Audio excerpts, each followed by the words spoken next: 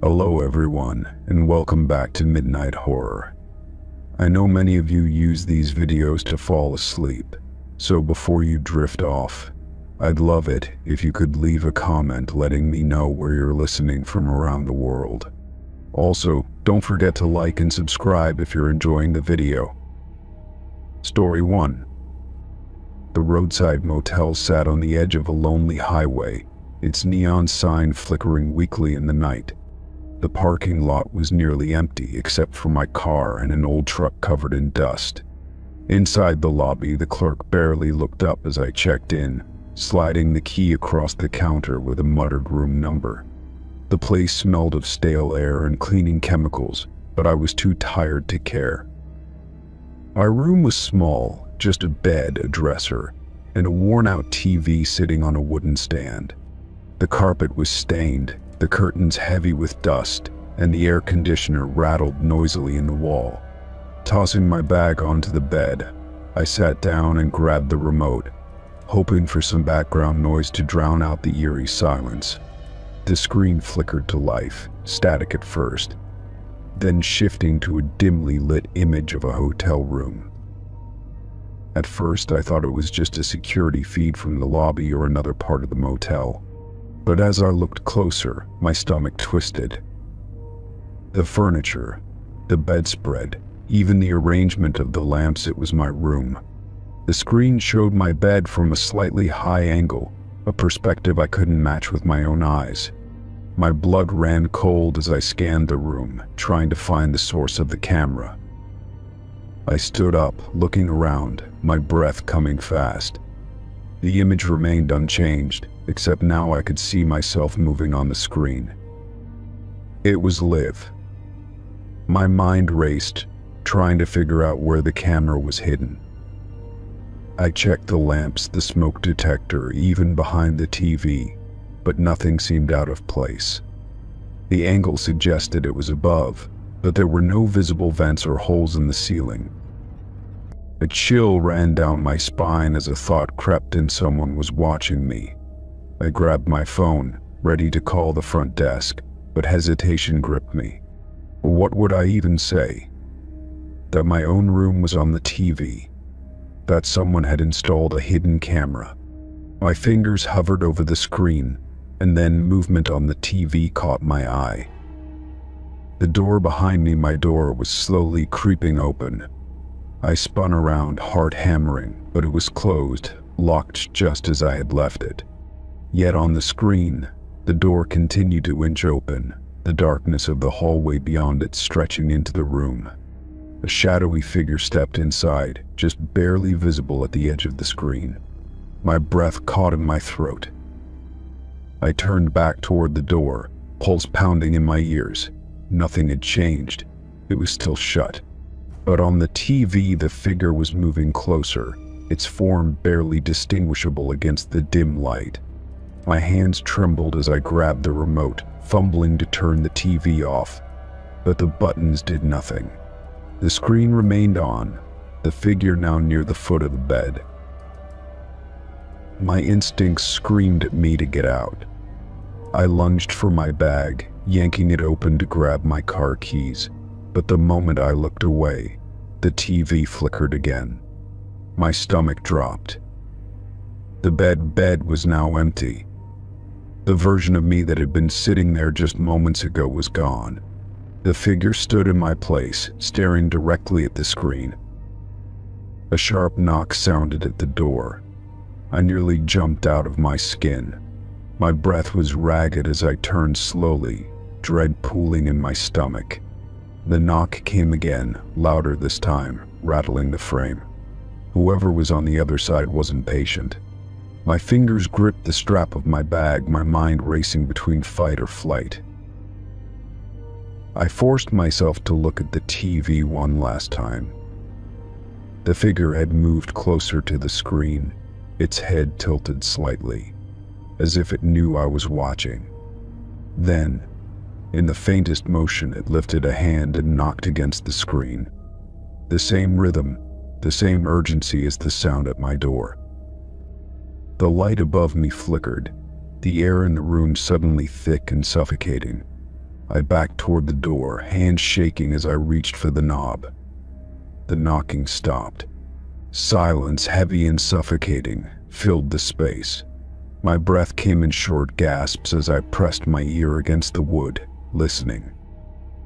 Then, something whispered from the other side, my name. Every instinct screamed at me to run. I wrenched the door open, my bag slamming against my side as I bolted into the dimly lit parking lot. The air was cool, but my skin was burning with adrenaline. I ran to my car, fumbling with the keys, my hands slick with sweat. As soon as I got inside, I locked the doors and turned the engine over, my heart hammering so hard I thought it would burst. The motel stood dark and silent behind me, but I couldn't shake the feeling that something was still watching. The TV's glow flickered through the curtains of my room, the static barely visible through the gap. I didn't wait to see what happened next. I hit the gas, tearing out of the parking lot and speeding down the empty road, refusing to look in the rearview mirror. Miles passed before my breathing evened out, but the unease never left. I pulled into a gas station, parking beneath the bright overhead lights. I needed a moment to clear my head, to convince myself it was just exhaustion playing tricks on me. My phone buzzed in my pocket, and I nearly jumped. I pulled it out with shaking hands. A message. My heart stuttered as I read the words on the screen. You left too soon. The sender was unknown. My breath hitched, fingers frozen over the screen. The message disappeared before I could react, vanishing as if it had never been there. The gas station lights flickered above me, and for a split second, my reflection in the rearview mirror seemed wrong. I didn't stay long enough to check. I drove through the night, never stopping, never looking back. Whatever had been in that room, watching me through that screen, wasn't meant to be seen. And somehow I knew it wasn't finished with me yet. Story 2. The trail was overgrown, the kind that hadn't been walked in years, but I liked the solitude.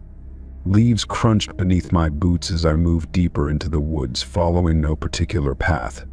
The air was thick with the scent of damp earth and pine, the occasional rustle of unseen creatures breaking the silence. Sunlight barely filtered through the dense canopy, casting long shadows across the forest floor. I nearly stepped on it before I noticed a small, faded backpack half buried beneath a tangle of roots. It was red once, but the fabric was now dull and brittle. The straps frayed. At first I thought it had been left by a careless hiker, but as I knelt down to examine it, I realized it was a child's backpack. Something about it felt wrong, as if it didn't belong here, forgotten in the middle of nowhere. Carefully, I unzipped the main compartment, the metal teeth stiff with age. Inside were school supplies, crayons still in their cardboard box, a few pencils, and a ruler with a cartoon character I didn't recognize. The notebooks, though, were what caught my attention. Their covers were faded, their pages yellowed, and when I flipped one open, my stomach clenched. The dates scrawled in the margins were from 50 years ago. The name Emily Carter was written in careful, looping letters on the first page, over and over again. The handwriting wavered toward the end, as if the child had been writing in a hurry. I turned a few more pages, scanning the neat assignments and simple math problems, but near the back, the notes changed. The handwriting became messier, the letters slanting as if written with shaking hands. It's getting dark, and I hear them outside. The next page had only 2 words, scratched in deep, desperate strokes, not alone. My breath hitched as I flipped further, but the rest of the notebook was blank.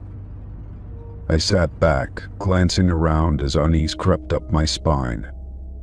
The forest was silent now.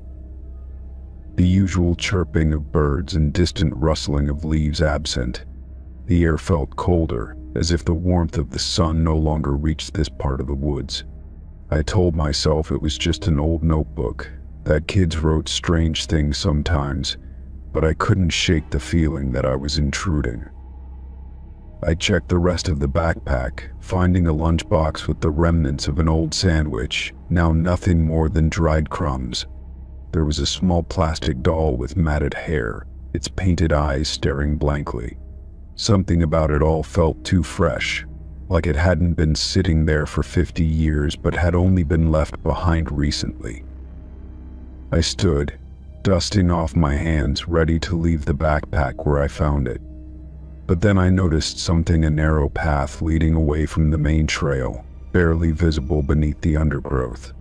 It wasn't part of any marked route, but something about it tugged at me, an unshakable curiosity whispering in my mind. With a deep breath, I followed it. The path twisted through the trees, leading me deeper into the forest. The further I walked, the more unnatural everything felt, as if the woods themselves were shifting around me. The air grew heavier, filled with the scent of damp rot, and the trees became gnarled, their branches reaching out like grasping fingers.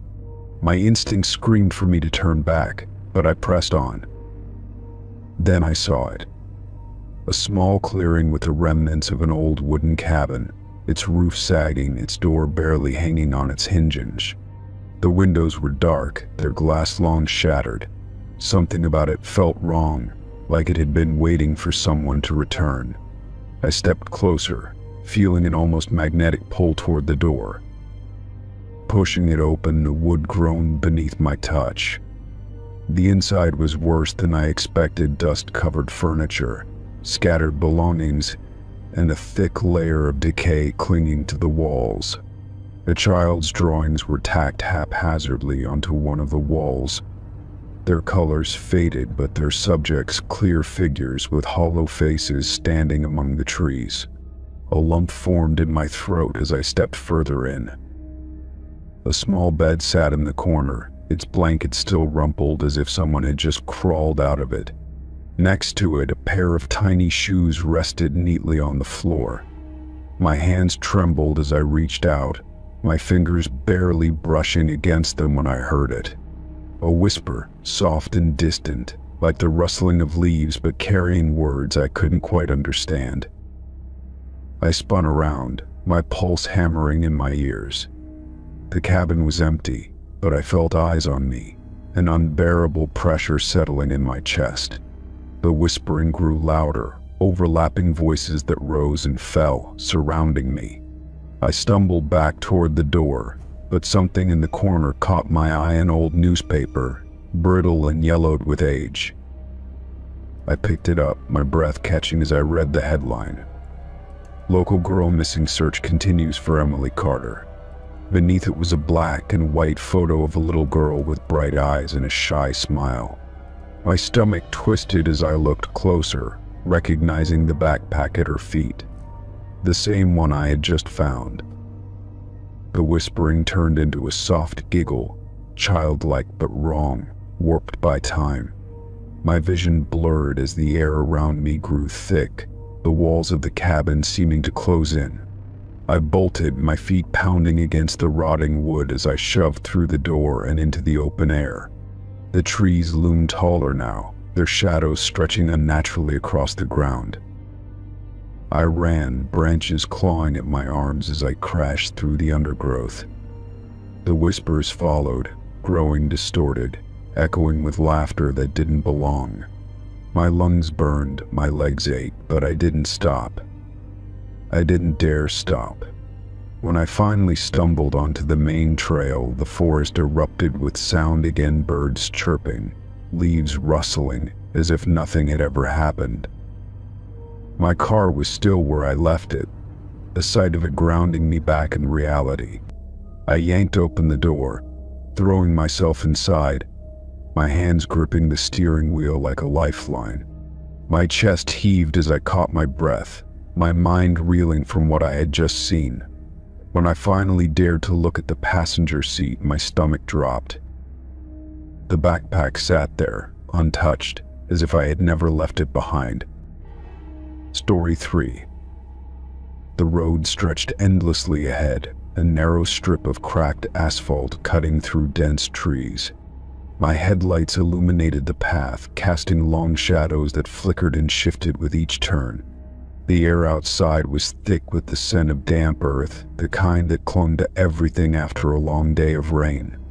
My GPS had lost signal miles ago, leaving me to rely on instinct and the occasional mile marker. I hadn't seen another car for what felt like hours, only the endless stretch of road winding through the countryside. The trees on either side grew taller, their branches arching overhead like skeletal fingers. I tried to shake the uneasy feeling creeping up my spine, blaming it on exhaustion. I just needed to keep driving. Eventually I'd find a main road or at least a gas station. That's when I saw a small, worn-down house sitting just off the side of the road. Its porch sagged in the middle, and the windows were dark, like empty sockets staring into the night. A rusted-out truck sat in the driveway, unmoved for what must have been years. Something about it sent a chill through me, but I drove past without a second thought. Minutes later, the road curved sharply, leading me deeper into the woods. The trees grew denser, pressing in on either side, their trunks blurring together in the darkness. I kept driving, expecting the landscape to change, but then my stomach dropped. The same house was there again, sitting just off the road, identical in every way. My hands tightened on the wheel as I tried to rationalize what I was seeing. Maybe it was just another house that looked similar. After all, old rural homes tended to have the same architecture.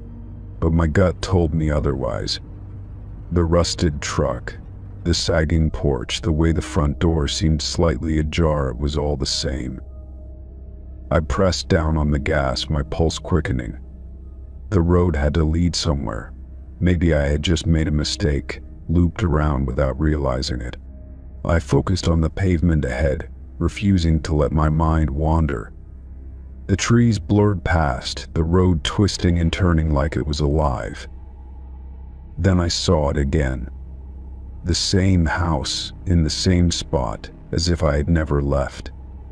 The realization hit me like a punch to the gut. I wasn't moving forward. No matter how long I drove, I was stuck in the same stretch of road. My breathing grew shallow as I fought to keep calm. Panic wouldn't help. I had to think. I pulled over, my hands shaking as I turned off the engine. The night was eerily silent. No crickets, no rustling leaves, just the distant whisper of the wind. My headlights cast a pale glow on the house, making the peeling paint and broken steps seem even more sinister. I checked my phone, but there was still no signal. Taking a deep breath, I stepped out of the car, the gravel crunching beneath my feet. I needed to figure out what was happening, and the only way to do that was to check the house. As I approached, the air grew colder, an unnatural chill that raised the hairs on my arms. The front door stood slightly open, as if waiting for me. I hesitated before stepping inside, my flashlight barely cutting through the darkness. The floor creaked under my weight, dust swirling in the dim beam of light. The house smelled of decay, a mix of damp wood and something sour. Faded wallpaper peeled from the walls, curling like dead leaves. As I moved deeper inside, I saw remnants of a life left behind: an old rocking chair, a table covered in dust, a single framed photo lying face down. I reached for it, brushing away the grime, and felt my breath hitch in my throat. It was a picture of a man standing beside a car, but what made my blood run cold was that the car was mine. I dropped the frame, my pulse pounding in my ears. This wasn't possible. I had never been here before, had I? My mind raced, struggling to piece together something that made sense. Then, from somewhere upstairs, I heard it, a slow, deliberate creak, like a footstep. Every instinct screamed at me to run, but my legs refused to move. Another creak, closer this time, sent ice down my spine. I turned and bolted, my heartbeat hammering against my ribs as I stumbled through the doorway and back into the night. I didn't stop until I was back in the car, fumbling with the keys, my breath coming in short gasps. The engine roared to life, and I slammed my foot on the gas, speeding down the road. I didn't care where I was going as long as it was away from that house. My headlights cut through the darkness, the road stretching endlessly ahead. I gripped the wheel, my knuckles white, silently begging for an exit, a sign, anything. Then my heart nearly stopped. The house appeared again, right where it had always been. But this time the front door was wide open, and a figure stood in the doorway. I couldn't see its face, only the silhouette of something watching me. My stomach twisted as cold terror settled into my bones. I floored the gas pedal, the car lurching forward as I sped past. My vision blurred, whether from panic or exhaustion, I didn't know. The trees became nothing but streaks of darkness, the road stretching endlessly ahead. I refused to look in the rearview mirror, afraid of what I might see. Then, suddenly the road changed. The trees thinned, and I saw headlights in the distance.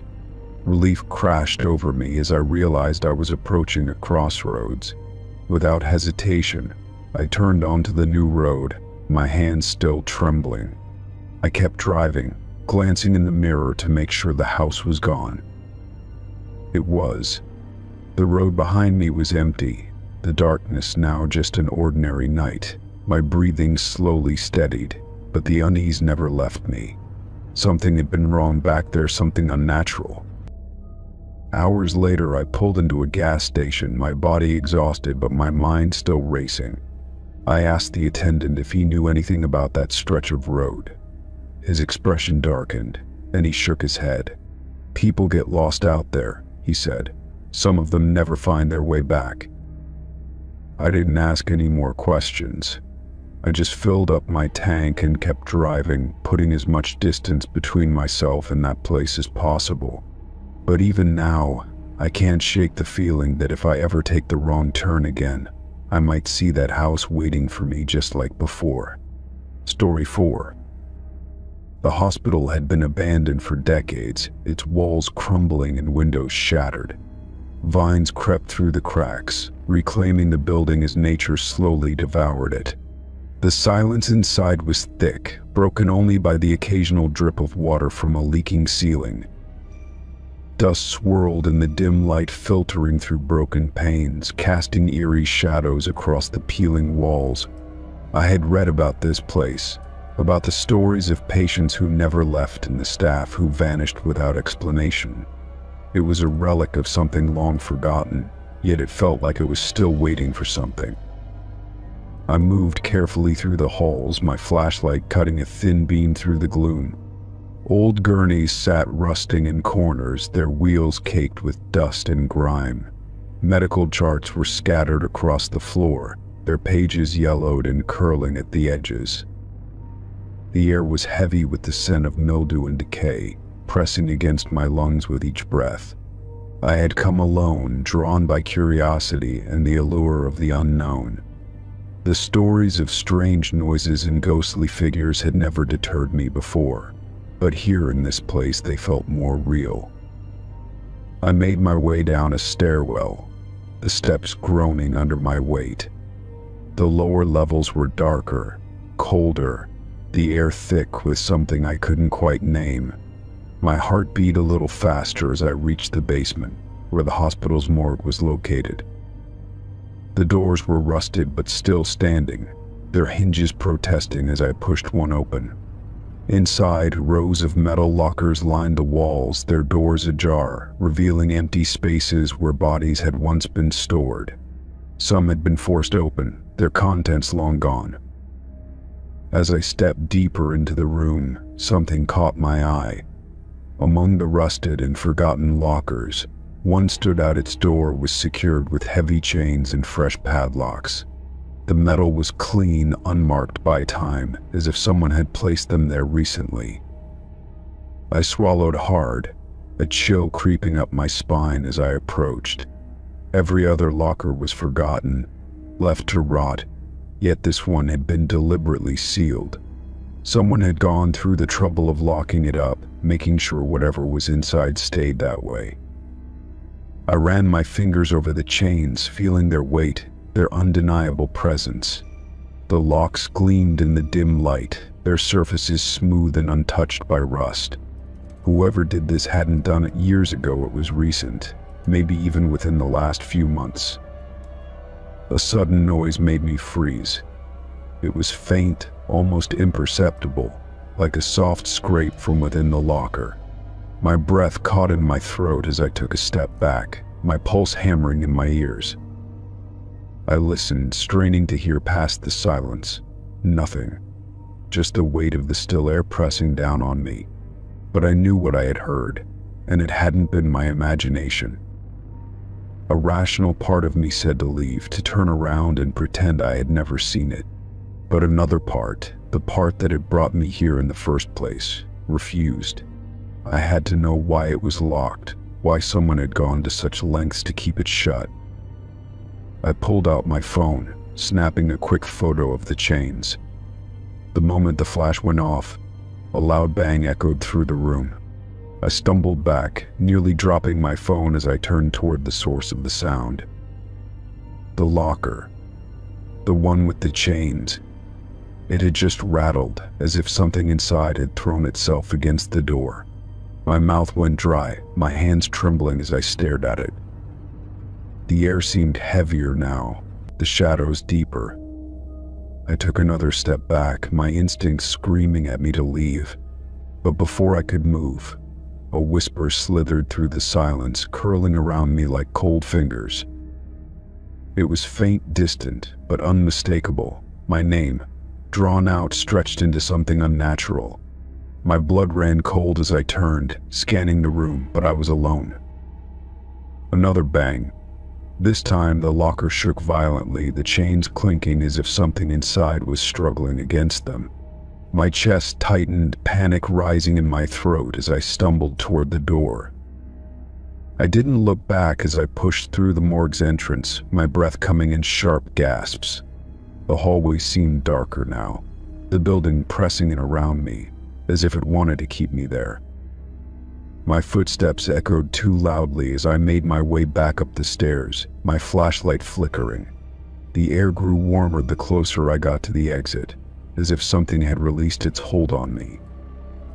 When I finally stepped outside, the sky had darkened, the sun barely a sliver on the horizon. I didn't stop walking until I reached my car, my hands still shaking as I fumbled for my keys. I glanced back at the hospital one last time, my stomach twisting. The silence felt different now, almost watchful. The chains on that locker weren't meant to keep people out. They were meant to keep something in. Story 5. The cabin was exactly as described, isolated, surrounded by towering pines, and miles away from the nearest neighbor. The drive had taken longer than expected, winding roads stretching endlessly through thick forest. My GPS struggling to keep a signal. By the time I arrived, the sun was beginning to dip below the trees, casting long shadows over the gravel driveway. The air was crisp, carrying the faint scent of damp earth and pine. I stepped inside, shutting the door behind me with a solid thud. The cabin was cozy, a single-story structure with a small kitchen, a stone fireplace, and large windows overlooking the woods. Everything was neat, untouched, as if no one had been here in a long time. Then I saw a single sheet of paper sitting on the wooden dining table, the words scrawled in shaky handwriting. "Don't look outside after dark." A strange unease crept over me as I stared at the note. There was no explanation, no signature, just those 6 words. It had to be some kind of joke, maybe left by the last guest to spook whoever came next. I let out a breath, shaking my head, and placed my bag down on the couch. I wasn't going to let an old note ruin my trip. As night settled in, I made myself dinner, the only sounds in the cabin being the hum of the refrigerator and the crackle of logs in the fireplace. The place had no Wi-Fi, and my phone barely had a signal, leaving me with nothing but a few downloaded movies to pass the time. Every now and then, I glanced at the note on the table, my mind lingering on its warning. Outside, the forest was pitch black, the trees swaying gently in the wind. The cabin had large windows, and despite the curtains, I felt the weight of the darkness pressing against the glass. I tried to ignore it, focusing on my movie, but my attention kept drifting. It felt like something was just beyond the trees, watching. A noise broke the silence, a soft, deliberate tap on the window. My breath hitched as I muted the TV, heart pounding in my chest.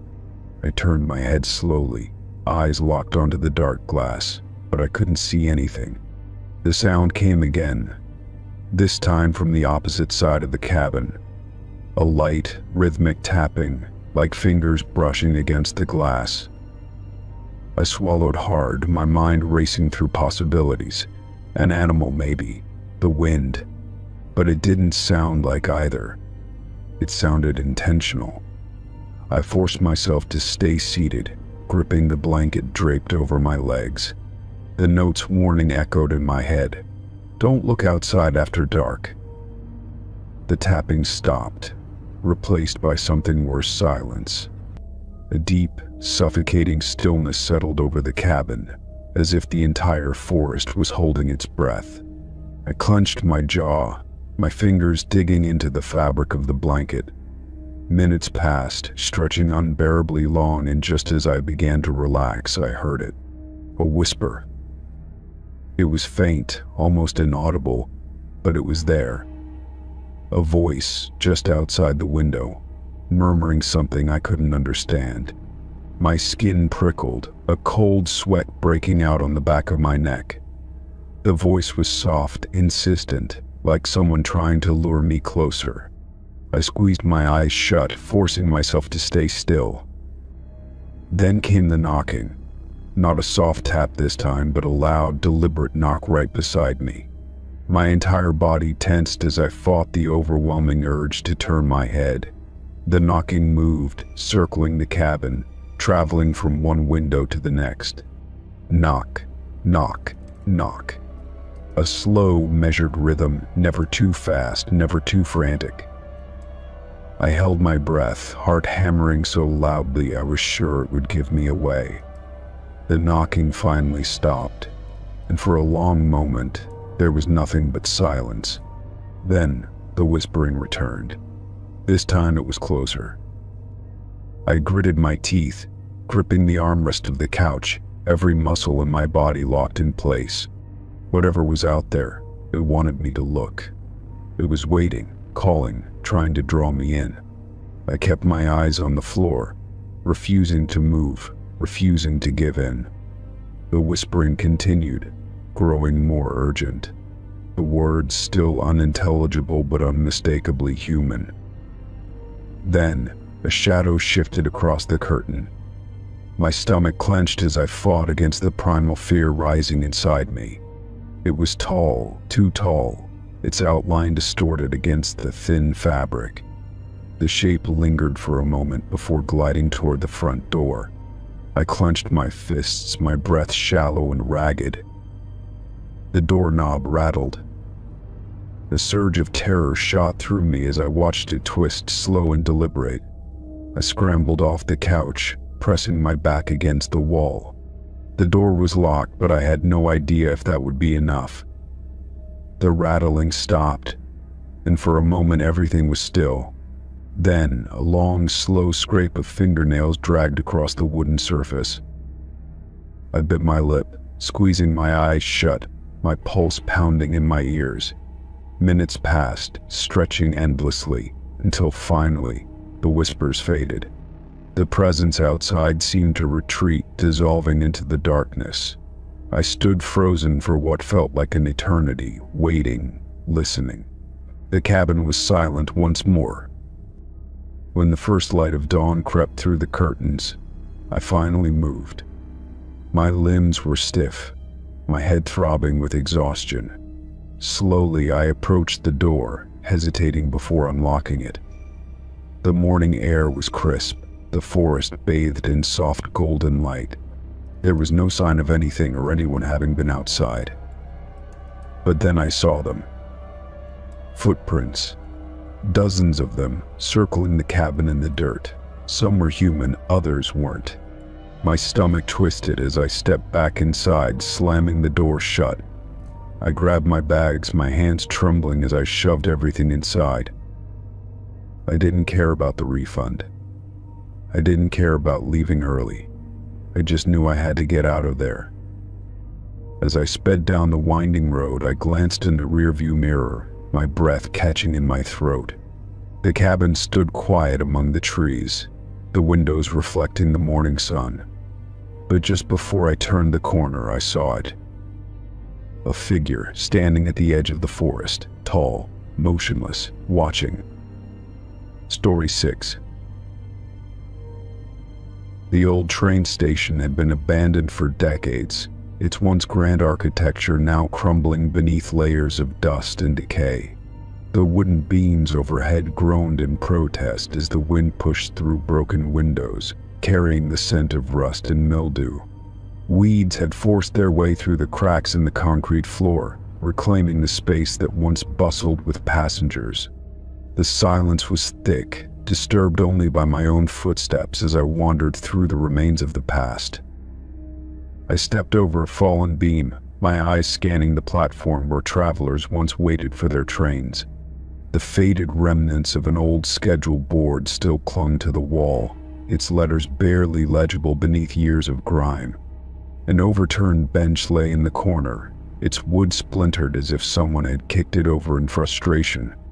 It felt like time had simply stopped here, freezing everything in a state of decay. As I moved closer to the ticket counter, something caught my eye. A small rectangular slip of paper lay on the floor, almost too clean to belong in a place like this. I bent down and picked it up, turning it over in my hands. My stomach tightened as I read the date printed on it, tomorrow's date. I stared at the ticket stub, my pulse quickening.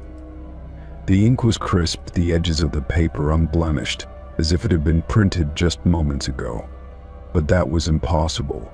No trains had run through this station in decades, and there was no reason for a fresh ticket to be here. A cold unease crept up my spine as I glanced around, suddenly feeling like I was being watched. The station remained empty, but the atmosphere had changed. The silence felt heavier now, pressing in on me like a living thing. I swallowed hard, forcing myself to shake off the unease. Maybe someone had been here recently, some urban explorer like me, playing a prank or leaving behind a prop. It was the only explanation that made sense. Still clutching the ticket stub, I stepped behind the counter, curiosity pulling me deeper into the mystery. An old register sat covered in dust, its keys long frozen with rust. Drawers stood open, their contents looted or scattered across the floor.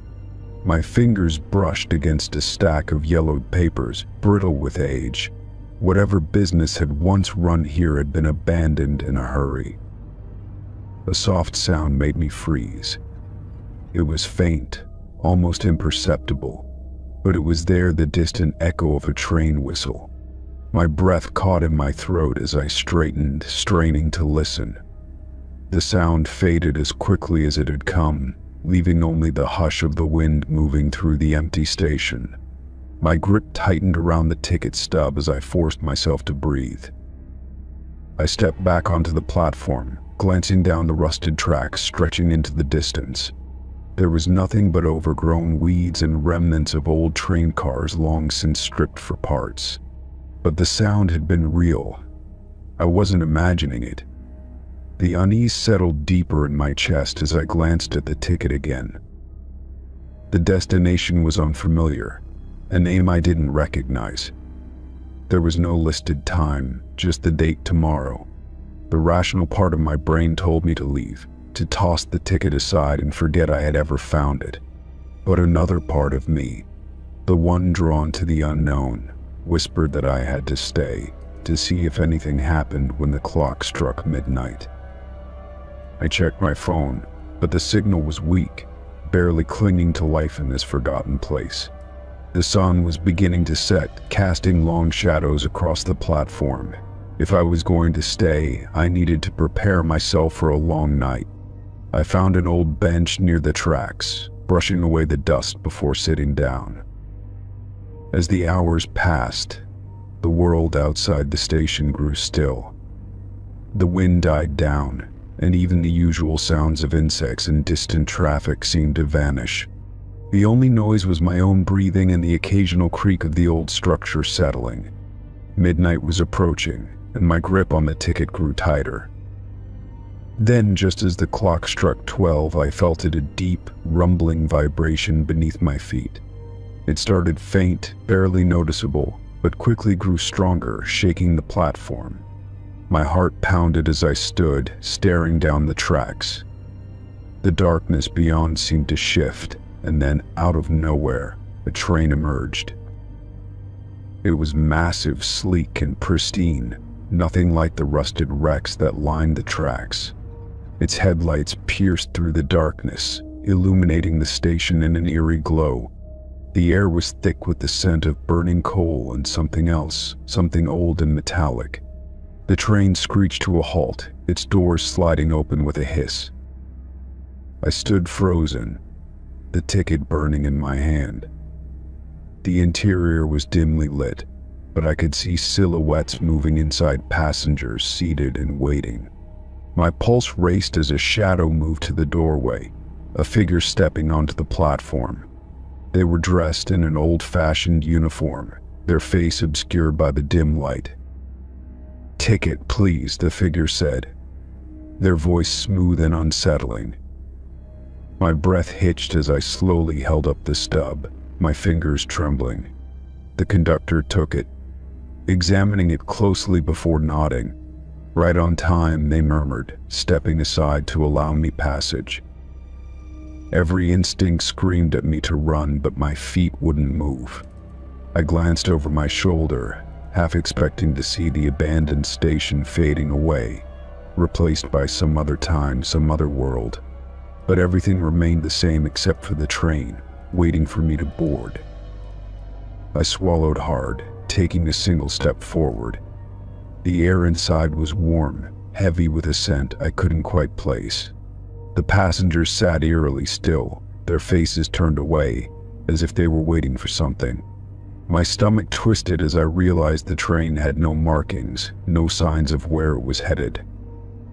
The conductor gestured again, his expression unreadable. "It's time to go," he said softly. My breath came in quick, shallow bursts as I hovered on the edge of the platform.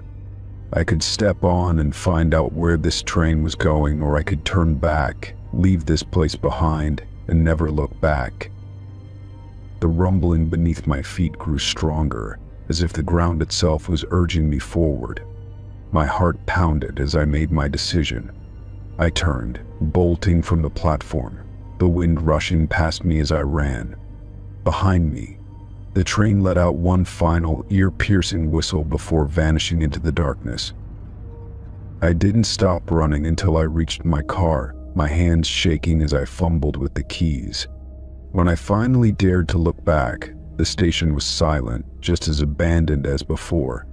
My pulse was still racing as I glanced down at my hand. The ticket stub was gone. Story 7. The hotel stood at the end of a quiet street, its ornate facade a relic of another time. Gas-style lanterns flickered outside, casting long shadows across the cobblestone sidewalk. I had read about the building's long history, its past filled with grand parties and whispered rumors of hauntings. Still, it had been the only available place to stay, and I wasn't one to let ghost stories keep me from a comfortable bed. The lobby smelled of aged wood and old books. the scent clinging to the heavy red drapes lining the tall windows. A massive chandelier hung overhead, its crystals swaying slightly as if stirred by an unseen breeze. The clerk, a thin older man with tired eyes, handed me a brass key instead of a key card. "Room 308, he said, pausing before adding, "Let me know if you need anything." The elevator creaked as it carried me up, the gears groaning under the strain of movement. When I stepped into the hallway, the air was noticeably cooler, the scent of something faintly floral hanging in the air. My room was at the end of the hall, its door slightly heavier than expected as I pushed it open. Inside, the furnishings were antique, the wallpaper a faded gold, and the bed draped in thick, velvety blankets. I set my suitcase by the wardrobe, kicked off my shoes, and sank onto the mattress with a sigh. The bed was more comfortable than I expected, its warmth drawing away the chill from my skin. Outside the window, the streetlights flickered against the darkness, and the quiet hum of the city felt distant.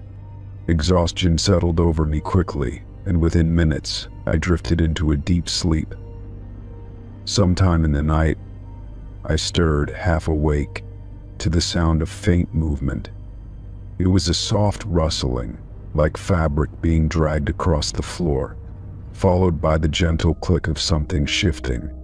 My mind struggled to wake fully, but sleep clung to me, and the sounds faded as quickly as they had come. I told myself it was nothing, just the building settling or a dream slipping through the cracks of consciousness. When morning light streamed through the lace curtains, I stretched and sat up, rubbing the sleep from my eyes. My room was just as I had left it, the blankets slightly tangled from my restlessness. But when I turned toward the wardrobe, my heart skipped a beat. My suitcase was gone.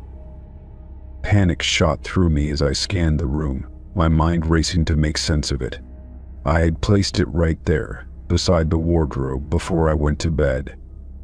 There was no sign of forced entry, no open windows, nothing disturbed.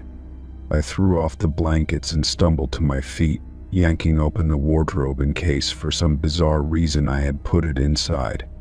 It was empty. I stepped into the hallway, my breath tight in my chest, and then I saw it. My suitcase sat neatly outside my door, its handle extended as if someone had prepared it for travel. The sight of it sent a cold shiver down my spine. I glanced up and down the hall, but it was empty, silent except for the faint ticking of the antique wall clock near the stairwell. Slowly, I approached my suitcase, hesitating before reaching for it. The zipper was still closed, the tag still attached, everything in place. My fingers curled around the handle, and as soon as I touched it, a whisper of cold air brushed against the back of my neck. I spun around, but there was no one there. Bringing the suitcase back inside, I checked everything inside. Nothing was missing, nothing rearranged. It was as if it had simply been picked up and placed outside by unseen hands.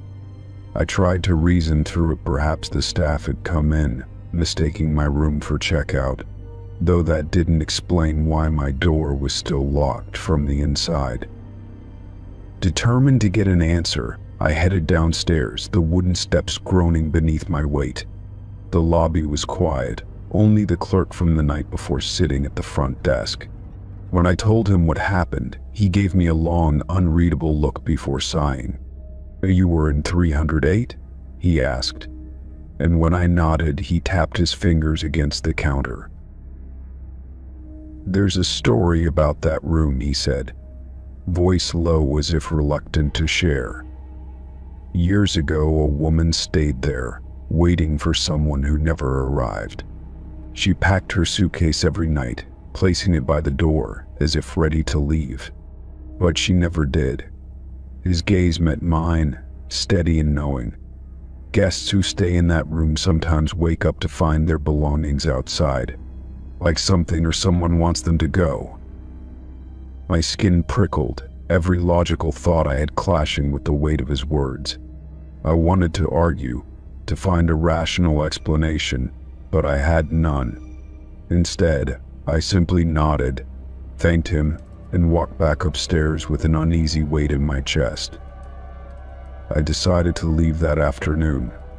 Packing up, I made sure to keep my suitcase close, unwilling to let it out of my sight again. Before stepping out of the room, I hesitated, glancing back at the space that had seemed so ordinary just the night before. The air felt heavier now, like something unseen lingered just out of reach, watching. As I pulled the door shut behind me, a quiet sound reached my ears, the soft click of a suitcase handle being extended. My stomach twisted, but I didn't turn back. Instead, I walked down the hallway, my pulse pounding, and took the stairs 2 at a time. The lobby felt different in the daylight, warmer, more alive. I handed over my key and stepped outside, inhaling the crisp morning air. The street was awake now, bustling with people going about their day, oblivious to the strange night I had endured.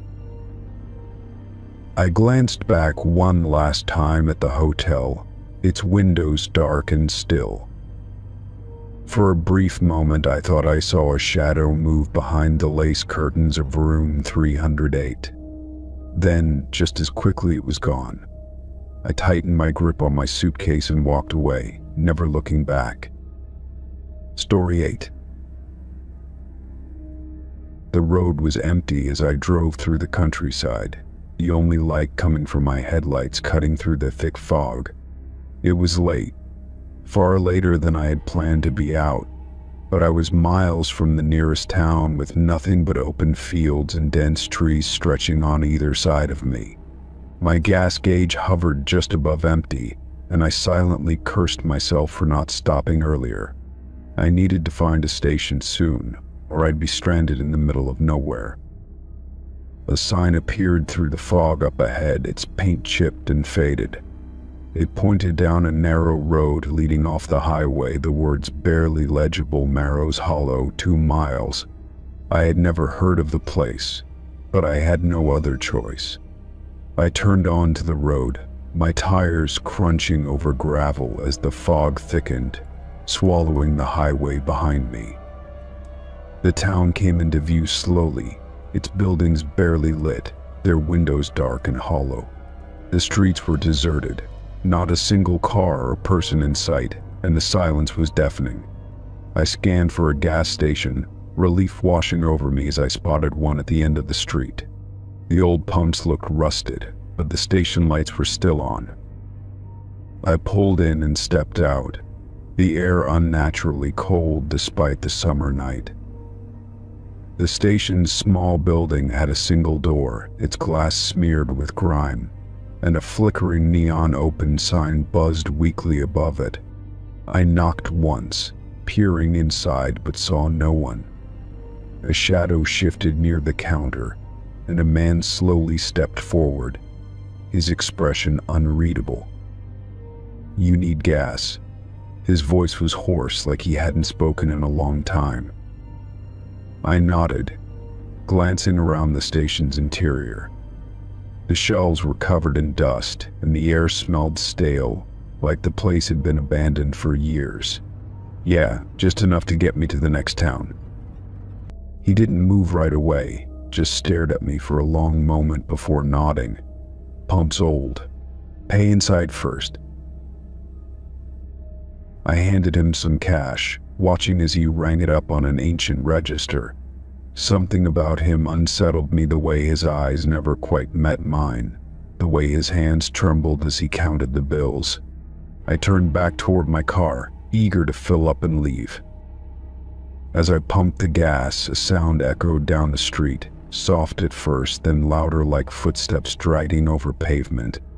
I looked up, scanning the empty town, but saw nothing. The sound stopped and the silence returned, heavier than before. A chill crawled up my spine, and I glanced toward the station. The man was still standing behind the counter, his gaze fixed on something past me, his face pale.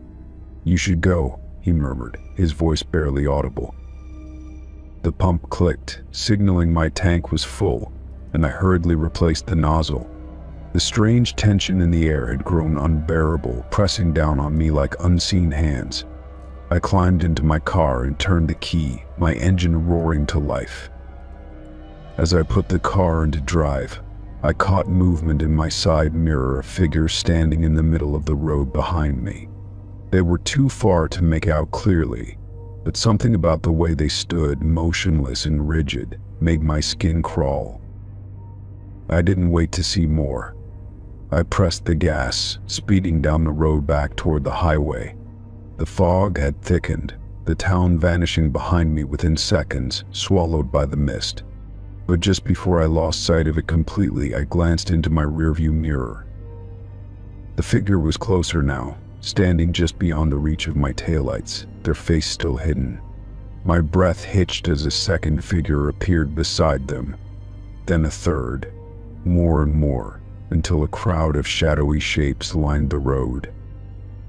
I tore my eyes away, gripping the wheel tightly as I sped forward. The sign for the highway appeared ahead, and I felt my chest loosen slightly. But as I reached the turn, my headlights illuminated something that made my stomach drop. The second Narrows Hollow 2-mile sign stood in front of me, pointing down the same road I had just come from. The gas station was gone. The town was gone. And in my rearview mirror, the figures were still following. Story 9. The highway stretched endlessly ahead, dark and empty, except for the occasional flicker of headlights in the distance. My stomach growled, reminding me that I hadn't eaten since morning.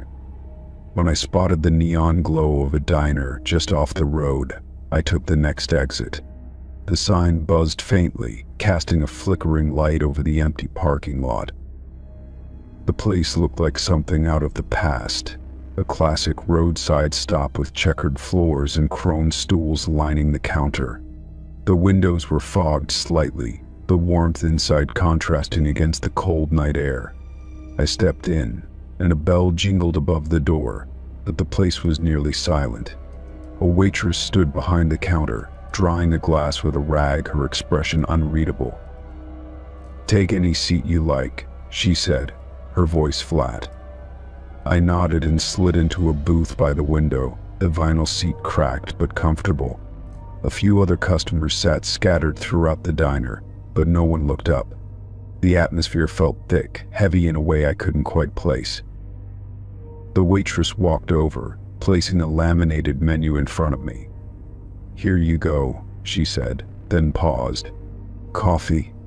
I nodded, glancing down at the menu, and my stomach clenched. At the top, printed neatly in red ink, was my name. I blinked, my pulse quickening as I ran my fingers over the letters. The ink wasn't smudged, not written hastily, but printed as if it had always been there. I looked up at the waitress, who was already walking away, unfazed. My throat was dry as I tried to shake the unease creeping up my spine. I turned the menu over, hoping for an explanation, but the rest was normal burgers, fries, breakfast platters. I glanced around the diner, watching the other patrons, but none of them seemed to notice anything unusual. I took a deep breath, telling myself it had to be a coincidence, some kind of mistake. The waitress returned, setting a steaming cup of coffee in front of me. "Anything look good?" she asked, her tone casual. I hesitated before nodding, forcing myself to focus. "Yeah, just a cheeseburger and fries." She scribbled on her notepad and walked back to the kitchen without another word. I tried to shake the feeling that something was off, but it clung to me like a damp chill. The coffee was hot and strong, grounding me slightly, but my gaze kept drifting back to the menu. My name still stared back at me, bold and undeniable. I considered asking the waitress about it, but hesitated, afraid of the answer. Minutes passed, and the soft murmur of the diner barely filled the silence. A man at the counter stirred his coffee slowly, his spoon clinking against the porcelain in an oddly rhythmic pattern. An elderly woman in the corner stared out the window, unmoving. Something about the whole place felt staged, like I had stepped into a moment that had been waiting for me. When my food arrived, the waitress set the plate down without a word. She lingered for a second too long before walking away. The burger smelled good, but my appetite had vanished. I picked at the fries, my mind still stuck on the menu, on the eerie way my name had been placed there so deliberately. I forced myself to eat, convincing myself that I was overreacting. It was just a mistake, a mix-up. But the longer I sat there, the less I believed that. The weight in the air pressed against my skin, making it hard to breathe. I glanced toward the counter, debating whether to ask for the check and leave. The man stirring his coffee had stopped, his spoon resting against the saucer. He was staring at me now, his expression unreadable. My stomach twisted. I shifted my gaze back to my plate, pretending not to notice. A few more bites, and I would go. I just needed to finish quickly. But then the bell above the door jingled, and every person in the diner turned toward it at once. A man stepped in, his frame tall and thin, his clothes slightly damp as if he had been walking in the rain. His gaze swept the room before settling on me. The air felt colder. The waitress stood frozen behind the counter, her knuckles white where they gripped the edge. I swallowed hard as he took slow steps toward my booth. His expression was unreadable, his eyes dark and unwavering. He stopped at the edge of my table, tilting his head slightly as if studying me. "You shouldn't be here," he said, his voice low. My breath caught in my throat. "I was just passing through," I managed to say, though my voice felt distant. The man didn't blink. "They knew you were coming." His gaze flicked to the menu in front of me, and my stomach clenched. I looked down again, my pulse hammering in my ears. The menu had changed. Beneath my name, written in the same red ink, were the words, "Order up." I shoved away from the table, my chair scraping against the floor as I stood. "I don't know what this is, but I'm leaving." The man's lips pressed into a thin line. "You should." His voice was softer now, almost regretful. The other patrons were still watching, their eyes following my every move. The waitress stood motionless, her hand still gripping the counter. I dug into my pocket, throwing a few bills on the table before grabbing my jacket. The bell jingled as I pushed through the door, the cold air hitting me like a wall. My car sat alone in the parking lot, the darkness around it pressing in unnaturally. As I climbed in, I glanced back at the diner. Through the window, the man still stood by my table, his gaze locked onto mine.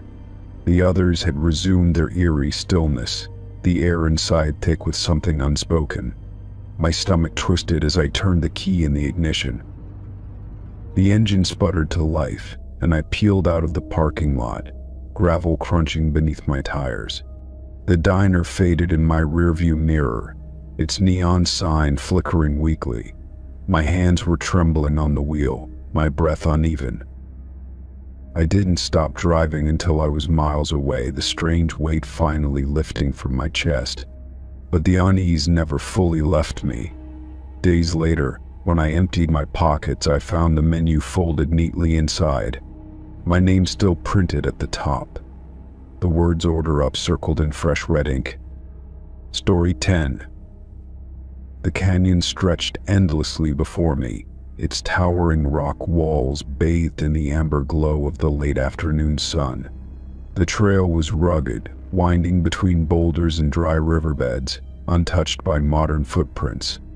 It had been hours since I had seen another person, the solitude wrapping around me like a heavy blanket. The only sounds were my own breathing and the occasional rustle of wind through the scrubby vegetation. I had chosen this hike precisely for its isolation, craving the quiet that only places like this could provide. The silence of the canyon was almost sacred, a reminder of how small I was in the vastness of nature. My footsteps crunched softly against the dry earth, and I took comfort in the predictable rhythm of my movements. Then, without warning, laughter echoed through the canyon. I froze mid-step, my breath catching in my throat. The sound was distant but distinct, bouncing off the rock walls in a way that made it impossible to tell where it had come from. It wasn't the kind of laughter one would expect from fellow hikers, casual and conversational. It was strange, high-pitched and uneven, as if someone were trying too hard to sound amused. A chill crept down my spine as I slowly turned, scanning the canyon walls for any sign of movement. Nothing. Just the same jagged cliffs, the same twisted trees clinging stubbornly to life in the cracks of stone. I had seen no one all day, and there were no footprints on the trail aside from my own.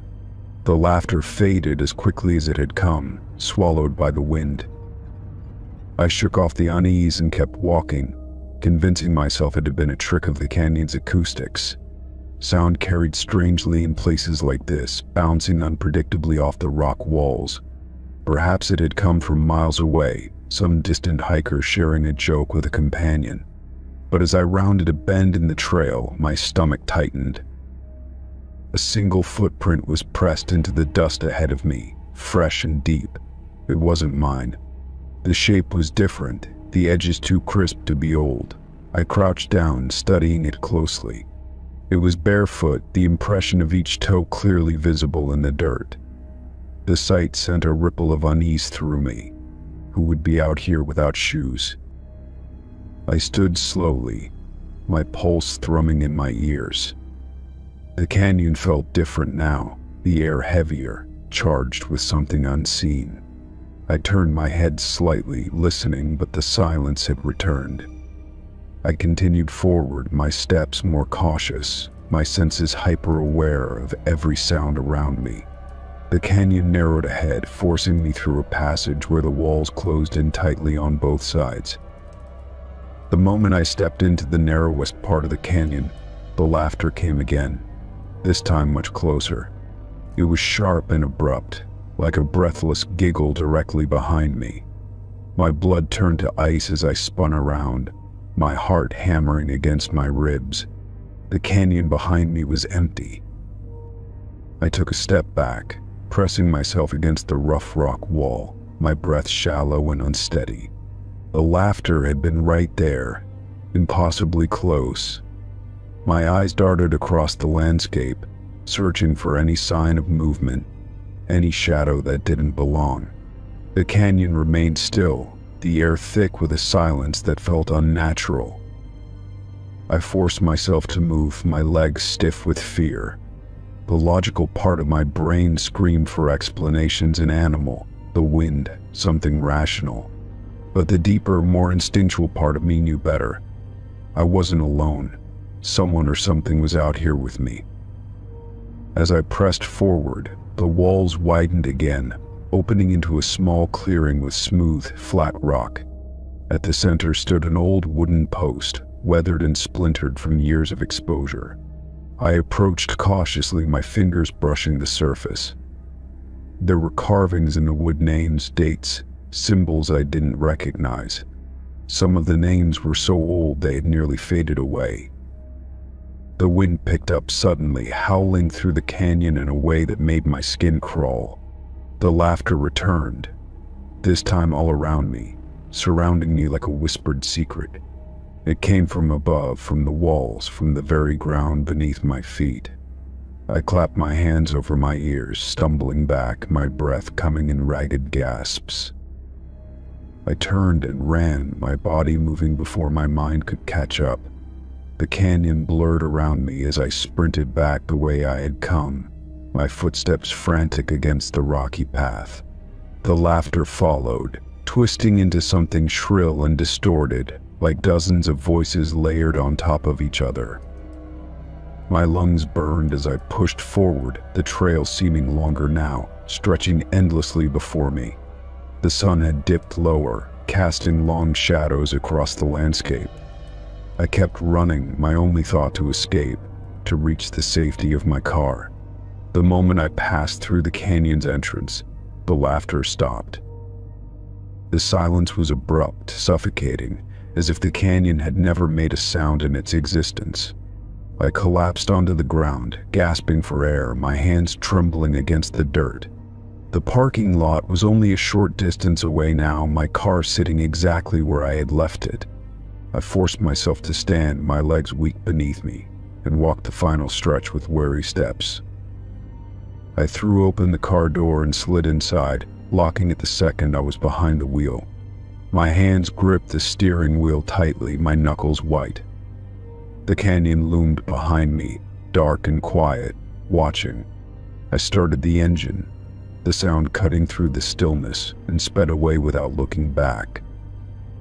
That night, I barely slept, my mind replaying the laughter over and over. I researched the canyon, searching for any mention of strange occurrences, but found little beyond vague references to old legends, stories of people who had vanished, of laughter heard echoing through the rocks with no source to be found. I knew one thing for certain. I hadn't been alone in that canyon, and whatever had been there with me had wanted me to know it. Story 11. I arrived at the inn late in the evening, tired from hours of driving through winding country roads. The building had an old charm, its wooden beams and dimly lit corridors evoking a sense of history. The receptionist, a middle-aged woman with tired eyes, handed me a brass key and mumbled something about keeping my door locked at night. I barely acknowledged her warning, too exhausted to care. The room was small but cozy, with a heavy quilt on the bed and a wooden nightstand beside it. As I set my bag down, I noticed the drawer was slightly open, revealing a stack of folded papers. Curious, I pulled one out and unfolded it, my eyes skimming over hastily scrawled words. "If you hear knocking, don't answer. Don't even move." A chill ran down my spine as I pulled out another note, then another. Each contained the same warning, some more frantic than others. "It won't go away if you acknowledge it." I thought it was a prank. I was wrong. "If you're reading this, don't stay the night." My fingers trembled as I set the notes back into the drawer. I told myself it was just a joke, a tradition among past guests meant to scare newcomers. The thought was comforting, and I clung to it as I changed into my sleepwear. Lying in bed, I listened to the quiet hum of the heater, the distant creaks of the old building settling. It wasn't long before my exhaustion pulled me into sleep. A knock at the door woke me just past midnight. It was soft, almost hesitant, like the knuckles barely brushed the wood. My heart pounded as I turned to glance at the door, suddenly remembering the notes. I stayed still, listening, telling myself it was just another guest who had the wrong room. Another knock followed, this time slightly louder.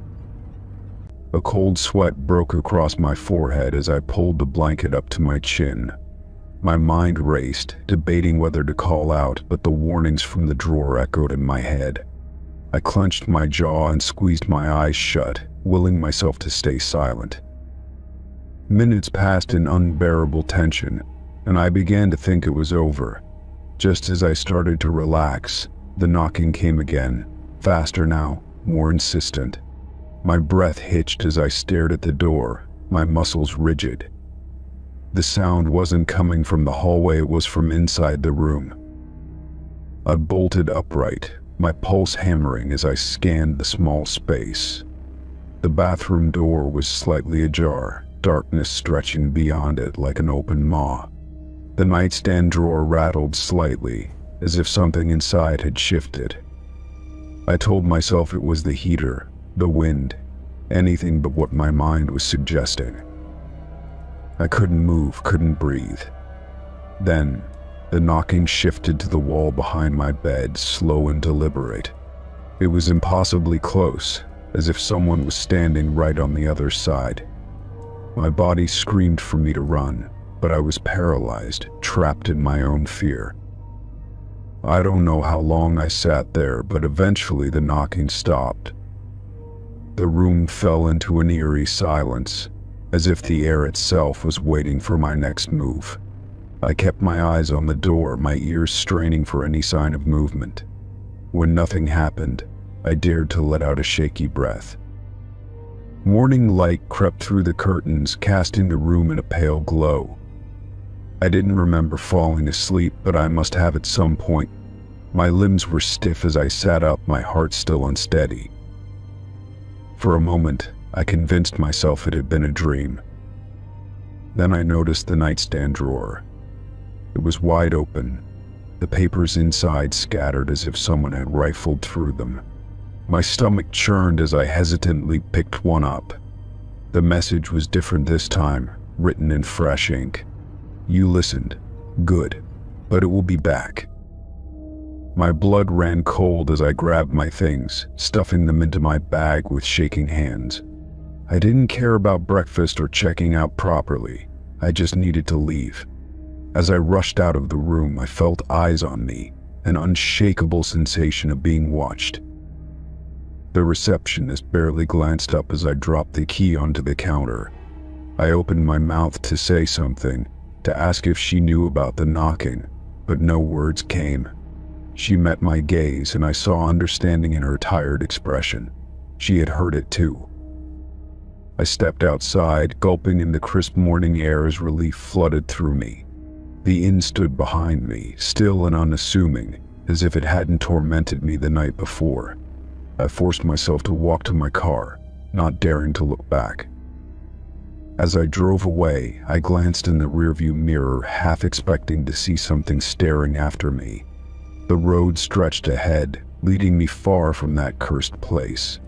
I vowed never to return, never to speak of it, never to wonder what would have happened if I had answered the knocking. Story 12. The lake was calm, the kind of stillness that made everything feel untouched by time. My fishing line barely caused a ripple as it cut through the surface, disappearing into the deep. The sky stretched wide and endless above me, a soft blue with streaks of white clouds drifting lazily. I adjusted my grip on the rod, waiting for the familiar tug of a fish, letting the quiet settle around me. Then I saw a rowboat floating in the middle of the lake, perfectly still despite the gentle current. The wood was polished and smooth, without a single sign of wear or decay. No one was inside, no paddles resting along the edges, no fishing gear left behind. It was just there, untouched and waiting, as if someone had abandoned it moments ago. I squinted, trying to see if someone had fallen overboard, but the water remained undisturbed. No splashes, no ripples leading away from the boat. It was eerie, the way it sat there so perfectly unmoved by the wind. Something about it sent a chill up my spine, but I told myself it was just strange, nothing more. Curiosity got the better of me, and I reached for the oars of my own boat. With slow, deliberate strokes, I made my way toward the empty vessel.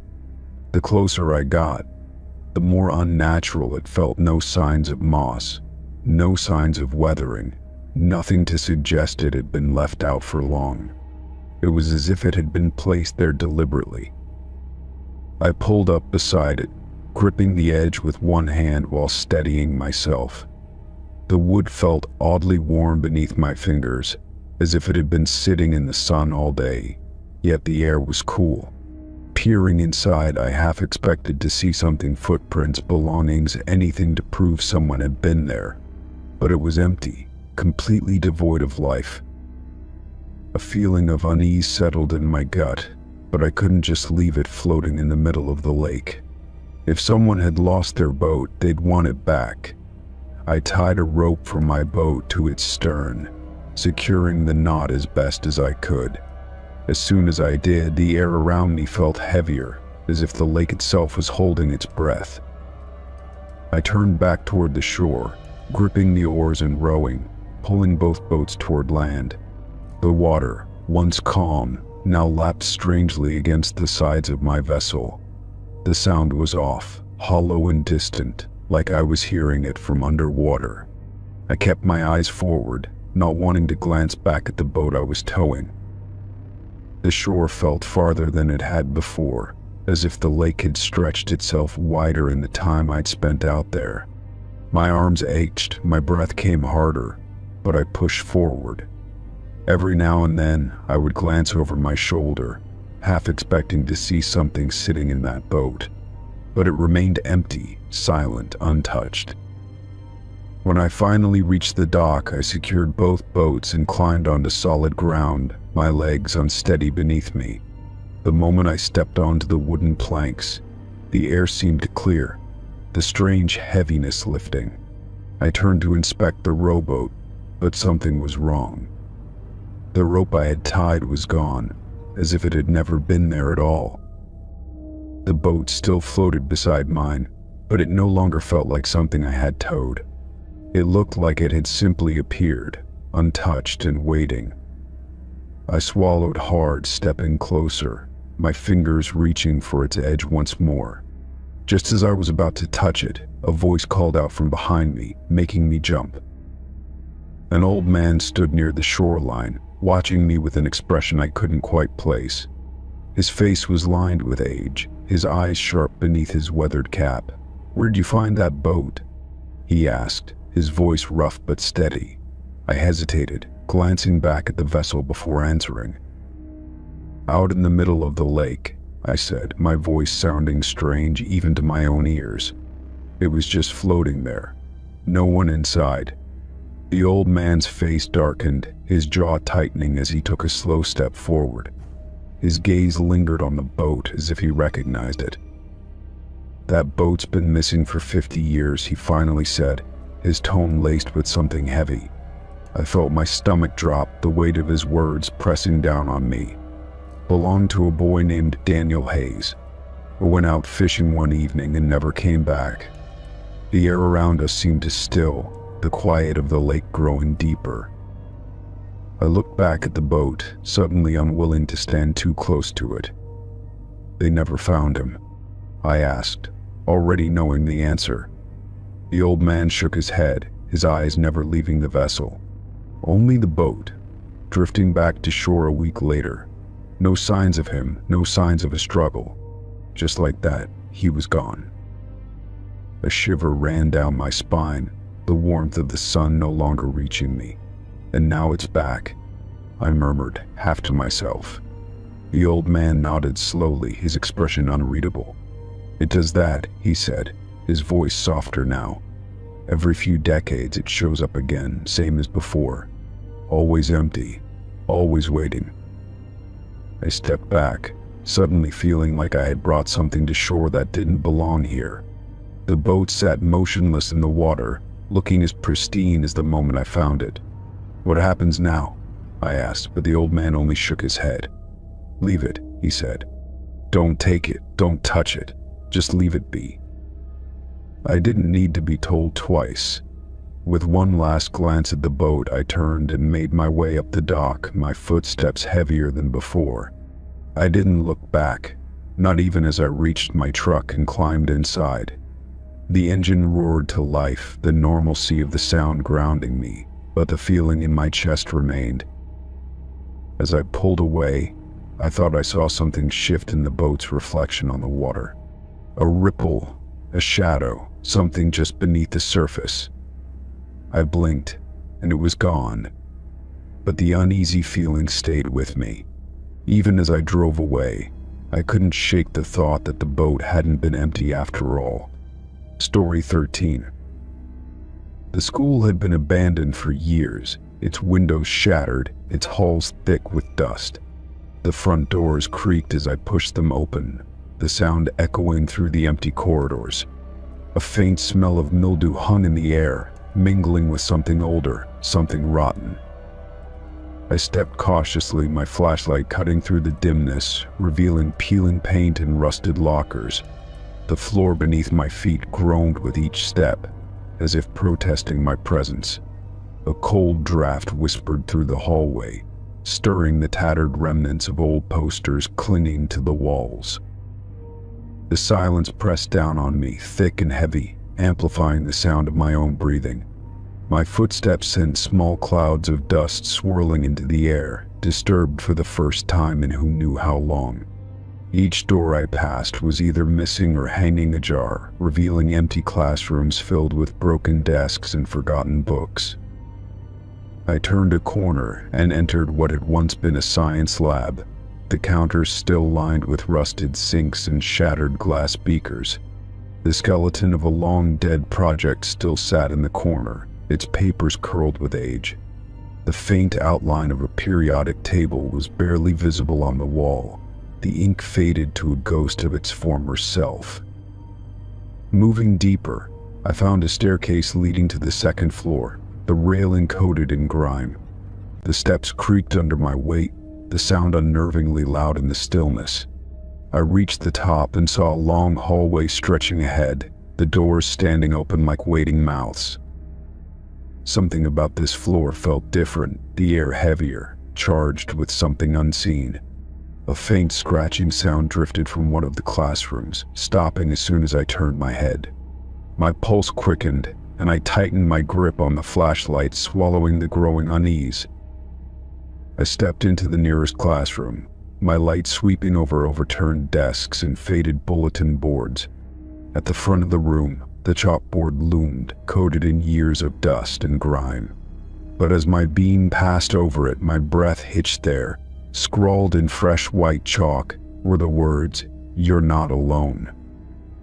The air turned ice cold, my skin prickling as I took a step back. The message hadn't been there moments ago, I was sure of it. My eyes darted around the room, but nothing moved, no sign of whoever had written it. My throat tightened as I turned toward the hallway, suddenly desperate to leave. A soft creak echoed behind me, and I spun around, my flashlight trembling in my grip. The room was unchanged, yet the air felt charged, like something unseen was watching. I took slow, measured steps back toward the door, refusing to turn my back on the board. The words remained stark against the dark surface, impossibly fresh. Just as I reached the threshold, a whisper brushed against my ear, soft, breathy, and unmistakably real. I bolted into the hallway, my heart hammering, my footsteps slamming against the floor. The air felt thicker, the darkness pressing in closer, as if the school itself was closing around me. I needed to get out, to find the stairs and run until I was outside. The hallway stretched impossibly long, the doors on either side gaping like silent witnesses. My flashlight flickered, its beam growing weaker, and for the first time I noticed the distant sound of footsteps, slow, deliberate, and not my own. I forced myself to move faster, my breath coming in short, panic bursts. The footsteps behind me matched my pace, never hurrying, never slowing. It was as if something was toying with me, letting me believe I had a chance to escape. A door ahead stood slightly open, a sliver of darkness waiting beyond. Without thinking, I lunged for it, shoving it wide and stumbling inside. I slammed it shut behind me, pressing my back against the wood, listening. Silence. The footsteps had stopped. My own heartbeat thundered in my ears, my body rigid as I waited for anything to happen. The air in the room was stale, thick with dust, but something about it felt different. I lifted my flashlight, scanning my surroundings, and dread sank deep into my bones. Desks were arranged neatly, untouched by time, and papers lay in perfect stacks as if the students had just left. But what made my blood run cold was the chalkboard. The words had changed. No longer did they read, "You're not alone." Instead, new letters had appeared, written in the same fresh, stark white chalk. "We see you." A shudder ran through me as I staggered back, my mind racing for an explanation. The chalk lay undisturbed on the tray, no sign of a hand that had written the message. My fingers clenched around the flashlight, its dimming glow barely piercing the shadows. A sound broke the silence, a chair scraping softly against the floor. My breath caught, and I swung my beam wildly, but the desks remained still. Another noise followed, this time behind me, a faint exhale of breath too close to be my own. Every instinct screamed at me to move, but my body refused to obey. The air shifted, the temperature plummeting, and then, just at the edge of my vision, something stirred. A shape, barely more than a shadow, flickered between the desks. I didn't wait to see more. I turned and yanked the door open, sprinting down the hall without looking back. The footsteps returned, faster now, no longer patient. The walls blurred past me, and then finally I saw the staircase. I leapt down the steps, my knees nearly buckling as I reached the first floor. The entrance loomed ahead, the doors barely visible in the gloom. My hands slammed against them, pushing with all my strength, and with a groaning protest, they gave way. The night air hit me like a shock, the oppressive weight lifting the moment I stepped outside. I didn't stop running until I reached my car, my shaking hands fumbling with the keys. The school loomed in the rearview mirror, its windows hollow and dark. I slammed the car into drive, my tires kicking up gravel as I sped away. My breath was ragged, my mind struggling to process what had happened. But just before the school disappeared from view, I stole one last glance. A single window on the second floor was no longer empty. A figure stood there, watching, its pale hand pressed against the glass. Story 14. The museum stood at the edge of town, its stone facade fogged by time. I had passed by it many times, but never thought to enter until that evening when curiosity got the best of me. The air was crisp as I stepped inside, the scent of old wood and dust filling my lungs. The halls were dimly lit, the exhibits stretching into the shadows. I wandered past glass cases filled with artifacts, aged books, rusted tools, and portraits of long-dead strangers. The museum was nearly empty, the quiet hum of the air vents the only sound. As I turned a corner, I found myself in a small room lined with newspaper clippings and missing persons posters. A single framed photograph sat in the center of the wall, drawing me in. The plaque beneath it read, unidentified. Last seen 1973. The black and white photo showed a man in his 30s, his eyes hollow, his expression unreadable. Something about the image unsettled me, but I couldn't look away. I glanced at the other exhibits, then back at the photo, and my stomach dropped. The face had changed. The man was gone, replaced by a young woman with sunken cheeks and vacant eyes. I blinked, my pulse quickening as I stepped closer. The plaque remained the same, but the face staring back at me was different. I looked away again, trying to convince myself I had imagined it. When I turned back, the photograph had changed once more. This time it was a teenage boy, his features gaunt, his gaze distant. A chill crawled up my spine as I stumbled back, my breathing uneven. I searched the room for a hidden projector or some kind of trick, but there was nothing, just the old walls and dusty display cases. My hands trembled as I reached for my phone, snapping a quick photo. When I checked the screen, the image was distorted, as if something had interfered with the camera. A soft creak echoed through the room, making my skin prickle. I wasn't alone.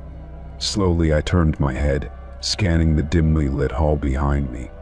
Nothing moved, but the air felt heavier, as if someone was standing just out of sight. I turned back to the photograph, my throat dry. The face had changed again, now showing a middle-aged woman with hollow eyes. Her expression seemed almost pleading, as if she were trying to tell me something. My fingers clenched into fists as unease settled deep in my chest. A cold breeze brushed against my neck, though there were no windows nearby. I stepped away from the exhibit, my instincts screaming for me to leave. Just as I turned toward the exit, the overhead lights flickered, casting eerie shadows across the room. The air grew thick, each breath feeling harder to take. A faint whisper tickled my ear, so soft I almost doubted I heard it. I spun around, expecting to see someone standing behind me, but the room remained empty. The photograph, however, was no longer just a picture. The latest face, a young woman with wide, terrified eyes, had changed in a way that made my stomach twist. Her lips, once pressed in a neutral line, were now slightly parted. It wasn't just a new person in the frame. The photo itself had moved. Panic clawed at my chest as I backed away, my heart hammering. I needed to get out, needed to be anywhere but here. As I reached the doorway, the whispering returned, growing louder, a chorus of overlapping voices. The moment I stepped into the hallway, the sound cut off completely. The museum was silent once more, as if nothing had happened. I turned back, my breath shaky, but the photograph had returned to its original form, the first man I had seen. I rushed toward the front desk, desperate for an explanation. The elderly woman behind the counter looked up from her book, her expression calm. "That exhibit," I began, my voice unsteady. "The photograph in the missing persons room, it changes." She studied me for a moment before shaking her head. "That's not possible," she said. "It's been the same since we put it up." My skin prickled at the certainty in her voice. She wasn't lying, she genuinely believed what she was saying. I turned back toward the hallway, my pulse still racing. Maybe it was a trick of the light, or my mind playing games with me. But deep down I knew better. Those faces weren't random. They had looked at me, pleaded with me. That night, sleep didn't come easily. My dreams were filled with shifting faces, eyes staring, mouths moving without sound. When I woke up drenched in sweat, I reached for my phone and opened the picture I had taken. My blood ran cold. The image had changed. The blurred, distorted shapes had cleared, revealing a new face staring back at me. It was my own. And Story 15. The forest stretched endlessly in every direction, a dense sea of towering pines and tangled undergrowth. I had hiked deep into the wilderness, far from any established campsite, seeking solitude. The air was crisp, carrying the earthy scent of damp leaves and pine needles. As the sun dipped below the trees, I set up my tent in a small clearing, taking care to arrange my gear neatly. My sleeping bag was unrolled inside, my food hung from a tree to keep it safe from wildlife. The silence of the woods was peaceful, broken only by the occasional rustling of leaves or the distant hoot of an owl. After a quick meal, I sat by my small fire, watching the flames flicker and dance. The darkness beyond the glow of the fire felt thick, impenetrable, but I wasn't afraid.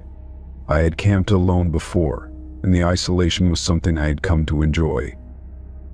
The night air grew colder, urging me to retreat into my tent. Zipping myself into my sleeping bag, I listened to the forest settling into its nocturnal rhythm. The wind whispered through the trees, and somewhere in the distance, a branch snapped. Sleep came easily, the exhaustion from the long hike pulling me under. The stillness of the woods wrapped around me like a cocoon, lulling me into a deep, dreamless slumber. Hours passed, undisturbed by anything but the natural movements of the forest. When I woke, it was still dark, but something felt off. The air inside the tent was colder than before, and an unsettling quiet had fallen over the forest.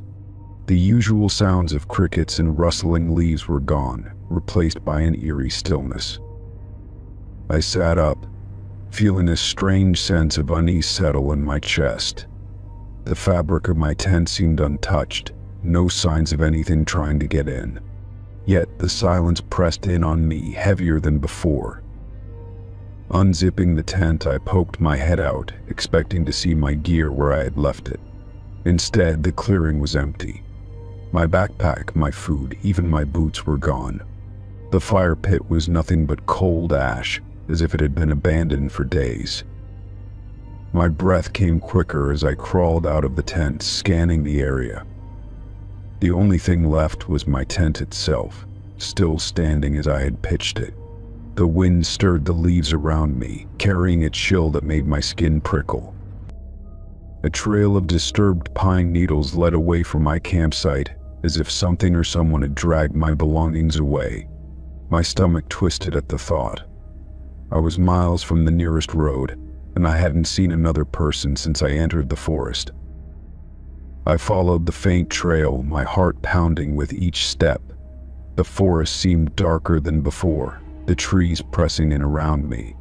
The silence remained unbroken, as if the world was holding its breath. After several minutes of walking, I reached the trailhead where I had first entered the woods. There, in the middle of the path, was my gear. Everything was neatly arranged, my backpack zipped up, my boots placed side by side, my food untouched. A wave of cold fear washed over me. Someone had packed my things, carried them all this way, and left them here. It was too deliberate, too careful, like they had wanted me to find them. I hesitated before stepping closer, scanning the darkness between the trees. My gear looked undisturbed, but the way it had been placed felt unnatural. It was as if someone was telling me to leave. Reaching down, I checked my backpack, finding everything exactly as I had packed it. My sleeping bag was rolled tightly, my flashlight and extra batteries neatly secured. It was as if I had never camped at all. The thought made my skin crawl. Someone had entered my campsite without waking me, had taken my things, and had packed them with an almost unsettling care. More than that, they had done it in complete silence. I glanced back toward the direction of my tent, the unease growing in my gut. The idea of returning to my campsite felt wrong, like stepping back into a place I was no longer welcome. The forest seemed to watch me, waiting for my next move. I shouldered my backpack, tightening the straps as I made my decision. There was no reason to stay. Whoever had done this wanted me gone, and I wasn't about to test their patience. As I started down the trail, I resisted the urge to look back. The feeling of being watched never faded, pressing against me with every step. The deeper I moved into the trees, the more the silence stretched, as if the forest itself had changed. An hour passed before I reached my car, parked just off the narrow dirt road. I threw my gear into the back seat and climbed in, my hands trembling slightly as I gripped the wheel. The feeling of eyes on me lingered, clinging to my skin like a second shadow. I started the engine, the sound breaking the unnatural quiet. As I pulled onto the road, a single thought kept repeating in my mind. Someone had been out there, close enough to touch, watching as I slept. It wasn't the isolation that had unnerved me. It was the knowledge that I had never been alone to begin with.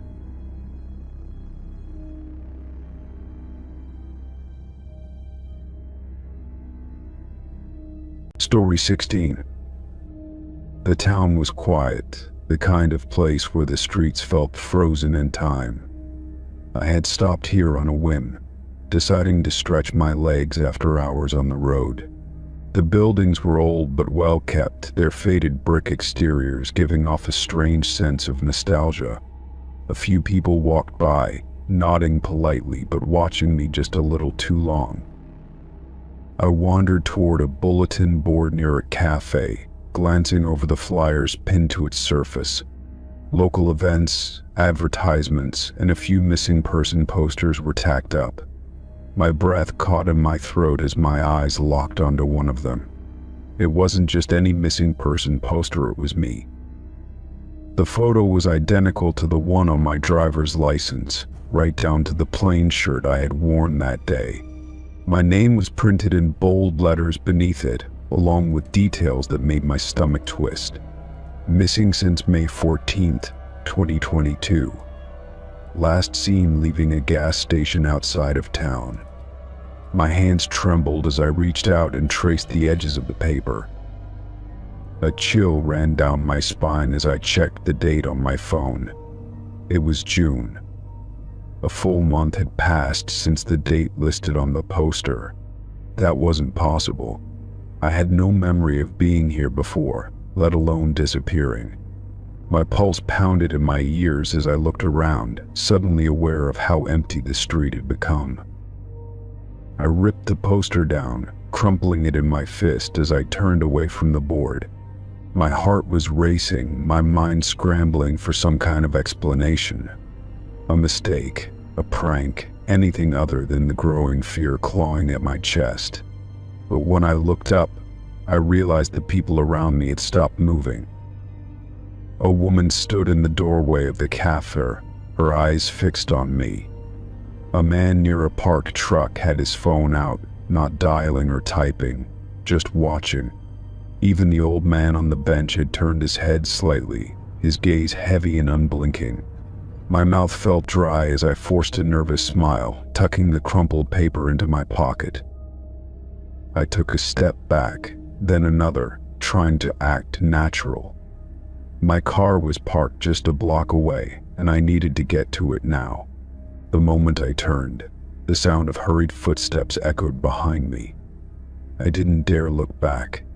My pace quickened, my breath shallow as I reached the intersection. The sound of an engine starting made me whip my head to the side. A dark sedan idled a few feet away, its windows tinted too dark to see inside. The driver didn't move, didn't roll down the window, just sat there. My gut screamed at me to run, but my legs felt sluggish, like I was moving through molasses. I forced myself forward, each step heavier than the last. My car was in sight now, parked exactly where I had left it.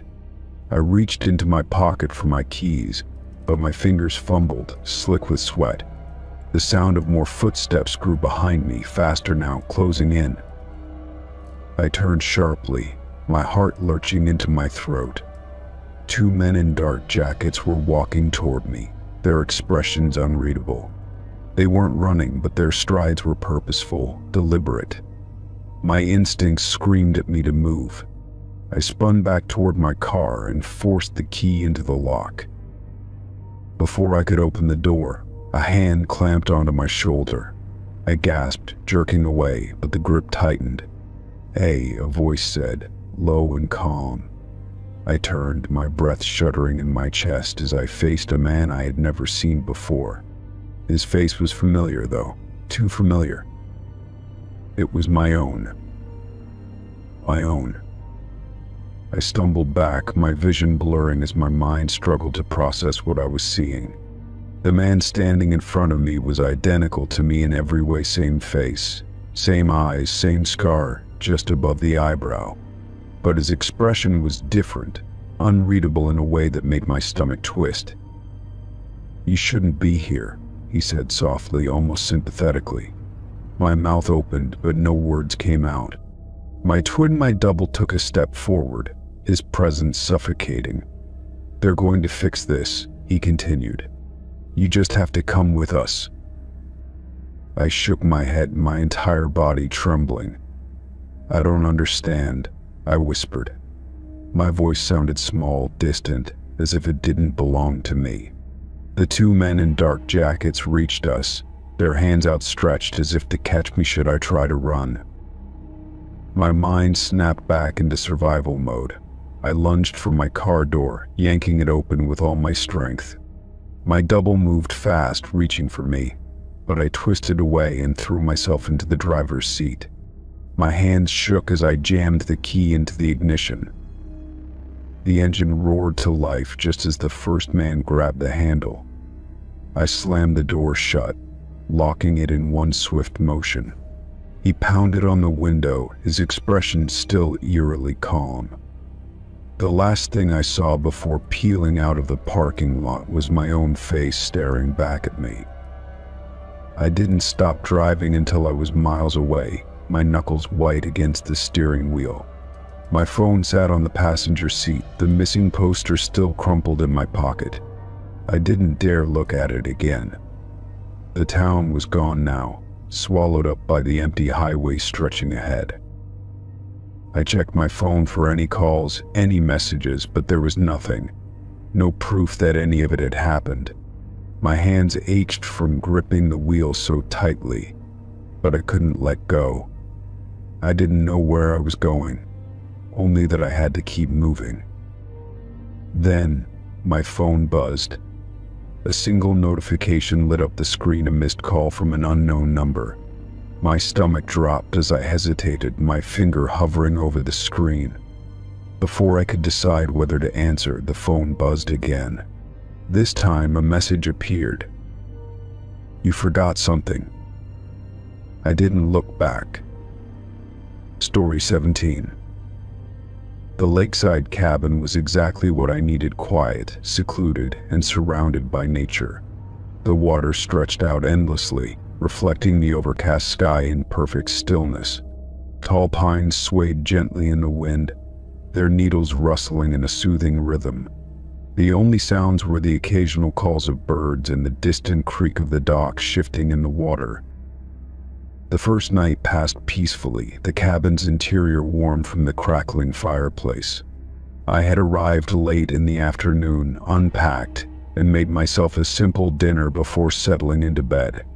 The old wooden floors creaked under my weight as I moved through the cabin, but the sound quickly became comforting. By the time I lay down, the exhaustion from the long drive took over, and I drifted into a deep sleep. Morning arrived with a pale gray light filtering through the curtains. The air was cool, carrying the faint scent of damp wood and lake water. As I stepped outside onto the porch, a soft chill ran through me. The lake was as still as it had been the night before, but something else caught my eye: wet footprints on the dock. The prints started at the edge of the water, trailing up to my cabin's door before disappearing. My stomach tightened as I crouched down, studying them closely. They were barefoot, the size of an adult's, and pressed deep into the damp wood. The water around the dock was calm, undisturbed, as if nothing had moved through it at all. I glanced around, searching for any sign of another person. The surrounding trees stood motionless, the undergrowth undisturbed. I listened, but there was nothing: no splashes, no footsteps retreating into the forest. My only company was the quiet lapping of the water against the dock's supports. Telling myself it was probably a local fisherman or a lost hiker, I shook off the unease. I returned to the cabin, fixing a cup of coffee while forcing my mind onto other things. The footprints were strange, but I had no reason to be afraid. The lake was public, and I wasn't the only one who could access it. The day passed uneventfully, the eerie morning discovery slipping further from my thoughts. I took a kayak out onto the water, letting the gentle current pull me toward the deeper part of the lake. The water was clear, revealing smooth stones and patches of tangled weeds below the surface. There were no boats, no people, just me and the quiet expanse stretching in all directions. That night, as I sat on the porch, the lake appeared darker, almost too still. A thick fog had started creeping over the water, curling around the dock and swallowing the shorelines. The silence felt heavier than before, pressing against my skin like something tangible. A shiver ran through me, and I decided to head inside for the night. The next morning, the footprints were back. They followed the same path emerging from the water, trailing up the dock, stopping at my door. My breath caught as I noticed something different. This time, the prints were smeared, as if whoever made them had stood at my door for a while before turning back. A creeping unease settled into my chest as I scanned the lake. There was no movement, no ripples disturbing the surface. It was as if the water had swallowed all evidence of whoever or whatever had walked onto my dock. I rubbed my arms, suddenly feeling cold despite the humid air. Deciding not to be alone that night, I drove into town, a small collection of weathered buildings and a general store. The locals were friendly, though they eyed me with quiet curiosity when I mentioned where I was staying. When I casually brought up the footprints, an older man behind the counter hesitated before speaking. "Used to be a lot of drownings in that lake," he said, his voice low. "People go missing, boats turn up empty. Some say the lake doesn't let go of its own." His words sent a shiver through me, but I forced a chuckle. Ghost stories were expected in places like this. Still, something about the way he spoke made me uneasy. That night I locked the door and made sure every window was shut. The fire crackled in the hearth, casting flickering shadows across the cabin walls. I sat on the couch, the silence stretching as the hours passed. The lake was out there, hidden by the night, and with it, the footprints I knew would appear again. Sometime after midnight, I heard a faint, rhythmic dripping. I sat up, heart pounding as I strained to listen. The sound was soft but steady, like water falling onto wood. My breath hitched as I realized it was coming from the porch. Slowly, I moved toward the door, my pulse hammering in my ears. The dripping continued, heavier now, pooling against the wooden floor. I reached for the doorknob but stopped, suddenly unsure if I wanted to see what was out there. My skin prickled as a new sound joined the first, a wet, slapping noise like bare feet on wood. I took a step back, my chest tight with fear. The footsteps moved closer, stopping just on the other side of the door. My fingers hovered over the lock, unsure if I should turn it. Then, something pressed against the wood, slow, deliberate, like the weight of a hand.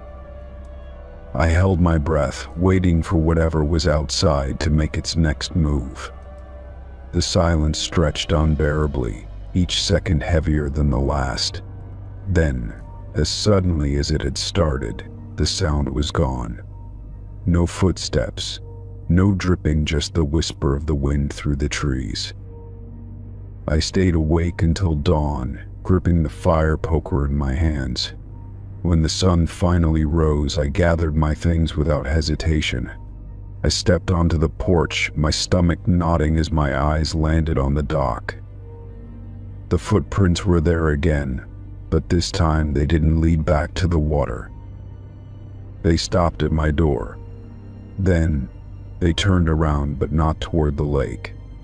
They trailed off toward the tree line, disappearing into the woods. A chill ran through me as I realized what that meant. Whatever had been visiting me hadn't come from the lake that night, it had come from the forest. I didn't stay to find out more. By noon, I was driving away from the cabin, the lake shrinking in my rearview mirror. The footprints still haunted my thoughts, a reminder of something I couldn't explain. As I passed through town, I caught sight of the old man from the store watching me from the sidewalk. He nodded once, as if he already knew. Story 18. The monastery stood at the edge of a dense forest, its stone walls worn by time and weather. Ivy crawled up the sides of the building, weaving through the cracks in the centuries-old masonry. Though it had been converted into a hotel, much of its original structure remained untouched. The air carried the faint scent of burning wood and something older, something almost sacred. Inside, the lobby was dimly lit, with flickering candle sconces lining the arched hallways.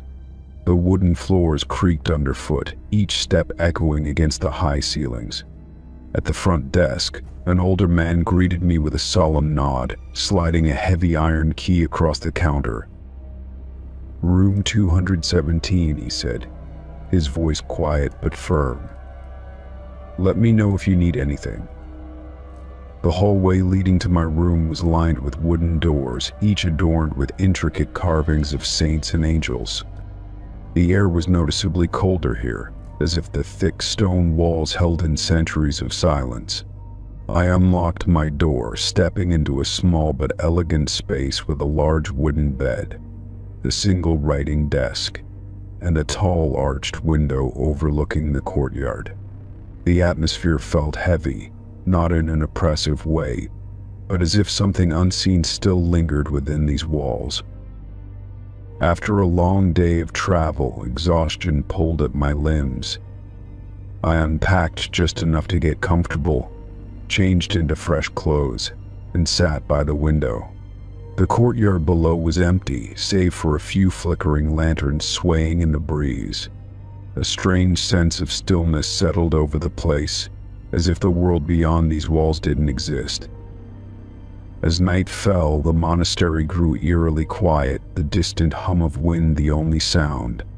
Sleep came in restless waves, broken by the occasional creak of the wooden beams above.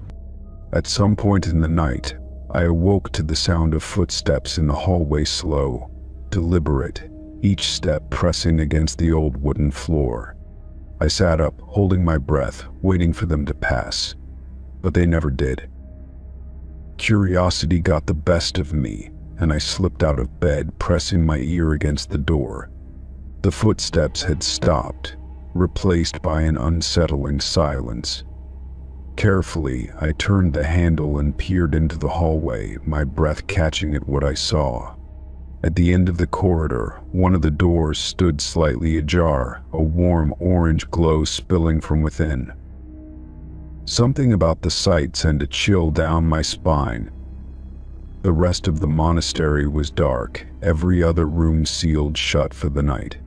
But this door was open, inviting, as if waiting for someone to enter. Against my better judgment, I stepped into the hallway, my bare feet making no sound against the cold floor. As I approached, the flickering glow became more distinct. Candles, dozens of them. I hesitated at the doorway, my fingers resting on the aged wood. Inside, the room was almost identical to mine, but the bed had been pushed against the far wall. In the center of the floor, a perfect circle of candles burned, their flames unnaturally still. The air smelled thick with melted wax and something faintly metallic. My pulse pounded as I scanned the room, half expecting to see someone standing in the shadows. But the space was empty, eerily untouched except for the candles. Who had lit them? And why? The door had been closed before, I was certain of it. There had been no sounds of movement, no flicker of light under the threshold earlier in the evening. A sudden gust of wind blew through the corridor behind me, though no windows were open.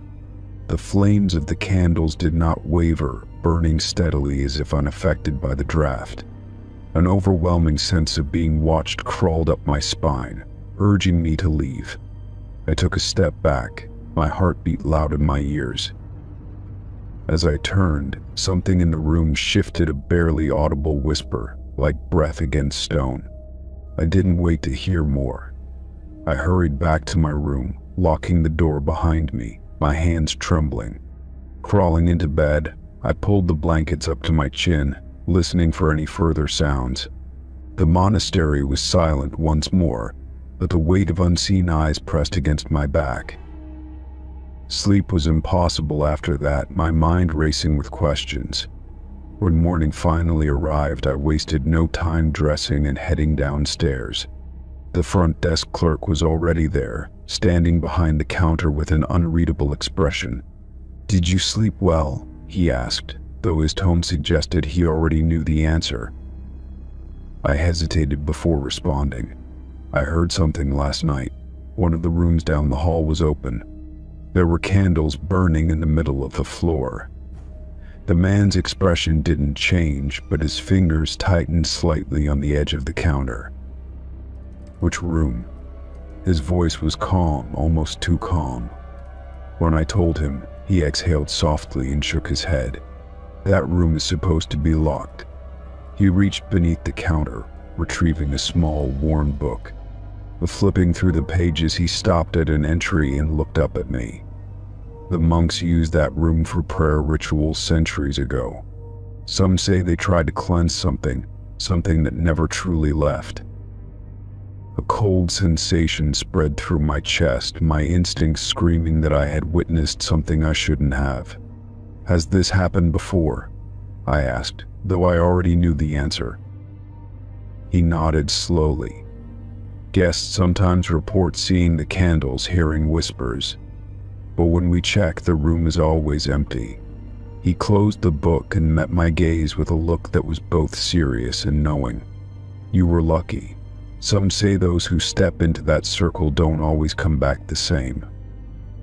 I swallowed hard, my mind flashing back to the perfect ring of flames.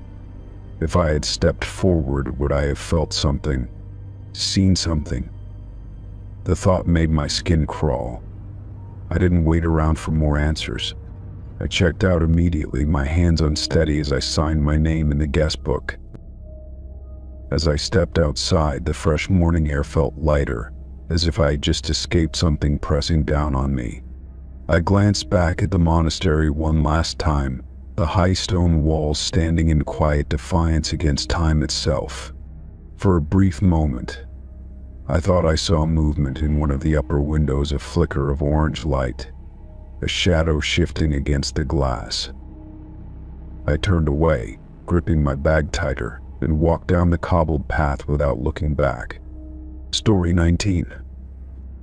The road stretched ahead, empty and dark, with nothing but the occasional flickering streetlight to break the monotony.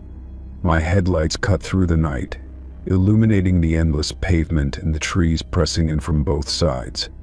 I had been driving for hours, my mind wandering, when something on the shoulder caught my eye. A suitcase sitting upright, just past the white line. I slowed, my fingers tightening on the wheel. There was no sign of another vehicle, no movement in the trees or along the road. It looked too perfectly placed, almost deliberate. My instincts told me to keep driving, but curiosity won out. With a sigh, I pulled over, my tires crunching against the gravel. The air outside was thick and cool, carrying the distant scent of damp earth. I left my engine running, casting long shadows over the suitcase as I stepped closer. It was old, the leather scuffed and peeling at the edges, the handle worn from years of use. There was no tag, no markings to indicate where it had come from or who it belonged to. I hesitated before crouching down, my fingers grazing the cold metal clasps. Something about it felt wrong, but I told myself it was just a bag, just an abandoned piece of luggage. With a deep breath, I unlatched it, the hinges groaning in protest. My pulse quickened as I lifted the lid, expecting clothes, paper, something. Instead, there was only a single sheet of paper, perfectly centered. The words were handwritten in bold, sharp letters, "You shouldn't have stopped." My stomach twisted as I read the words again, the meaning sinking in like a weight in my chest. My gaze darted around the road, the trees, the inky blackness beyond my headlights. I swallowed hard, forcing myself to breathe. Maybe it was a prank, some kind of twisted joke left by a passing traveler. But the silence around me was thick, unnatural, pressing in like something unseen was watching. A prickle ran up the back of my neck, and suddenly I felt exposed. I stood, shoving the note back into the suitcase and snapping it shut. My heart pounded as I turned toward my car, every step feeling heavier than the last. The engine hummed, a small comfort in the stillness.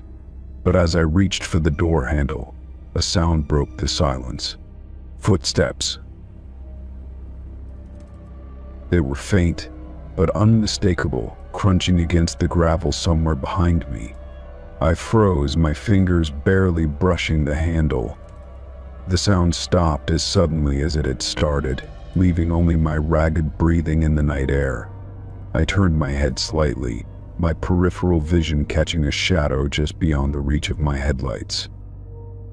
My body screamed at me to run, to get in the car and leave, but I couldn't move. The shape in the darkness shifted, just enough to let me know it wasn't my imagination. Someone was there. They had been waiting. My pulse thundered in my ears as I forced myself to move, yanking the car door open and throwing myself inside.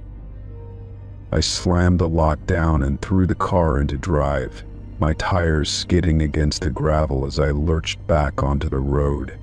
My breath came in short gasps, my hands shaking against the wheel.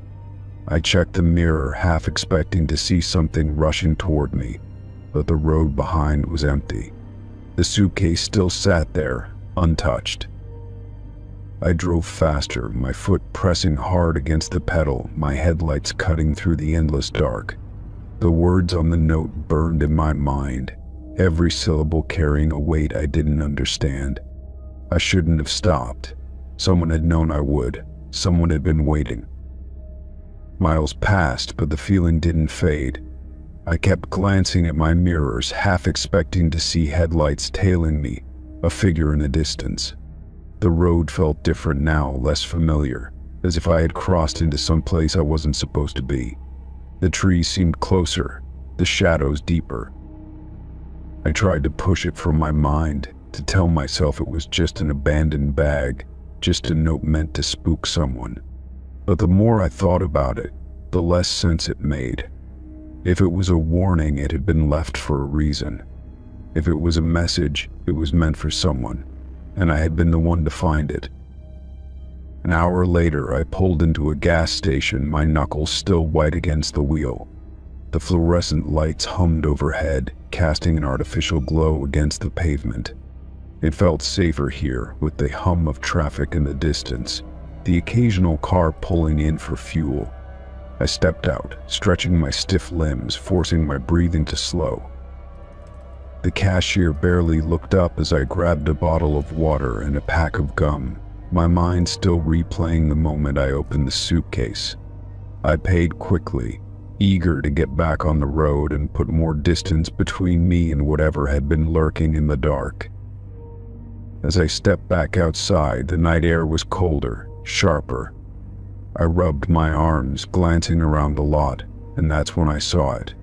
A car, parked at the far end, its engine off, its driver's seat occupied. The figure inside was still, but I could feel their gaze locked onto me. My stomach dropped. I hurried back to my car, my pulse spiking again. The engine roared to life, and as I pulled away, I stole another glance at the parked vehicle. The figure hadn't moved, but something else had, a shape in the backseat. Another shadow shifting in the darkness. The highway stretched ahead, but I didn't feel like I was leaving anything behind. The suitcase, the note, the shadow in the trees, it had all been leading to something. And as I drove into the night, I couldn't shake the feeling that whatever I had interrupted wasn't over. It had only just begun. Story 20. The ghost town stretched before me, a collection of sun-bleached wooden buildings standing in eerie silence. The wind carried the scent of dust and decay, stirring up small clouds along the dirt road that cut through the center of town. Most of the structures had caved-in roofs and shattered windows, their insides exposed to time. The place felt forgotten, like the world had moved on and left it behind. I walked slowly, taking in the remnants of a life once lived here. Signs for a general store and a blacksmith shop still clung stubbornly to their facades, though the lettering had faded to near illegibility. A rusted wagon sat near the remains of a saloon, its wheels half buried in the earth. There was no sign of movement, no birds, no insects, just the occasional creak of wood settling under the weight of emptiness. Then I saw a small house at the end of the street with a single candle burning in the window. The flame flickered weakly against the glass, casting a pale glow inside. I stopped in my tracks, my heart hammering against my ribs.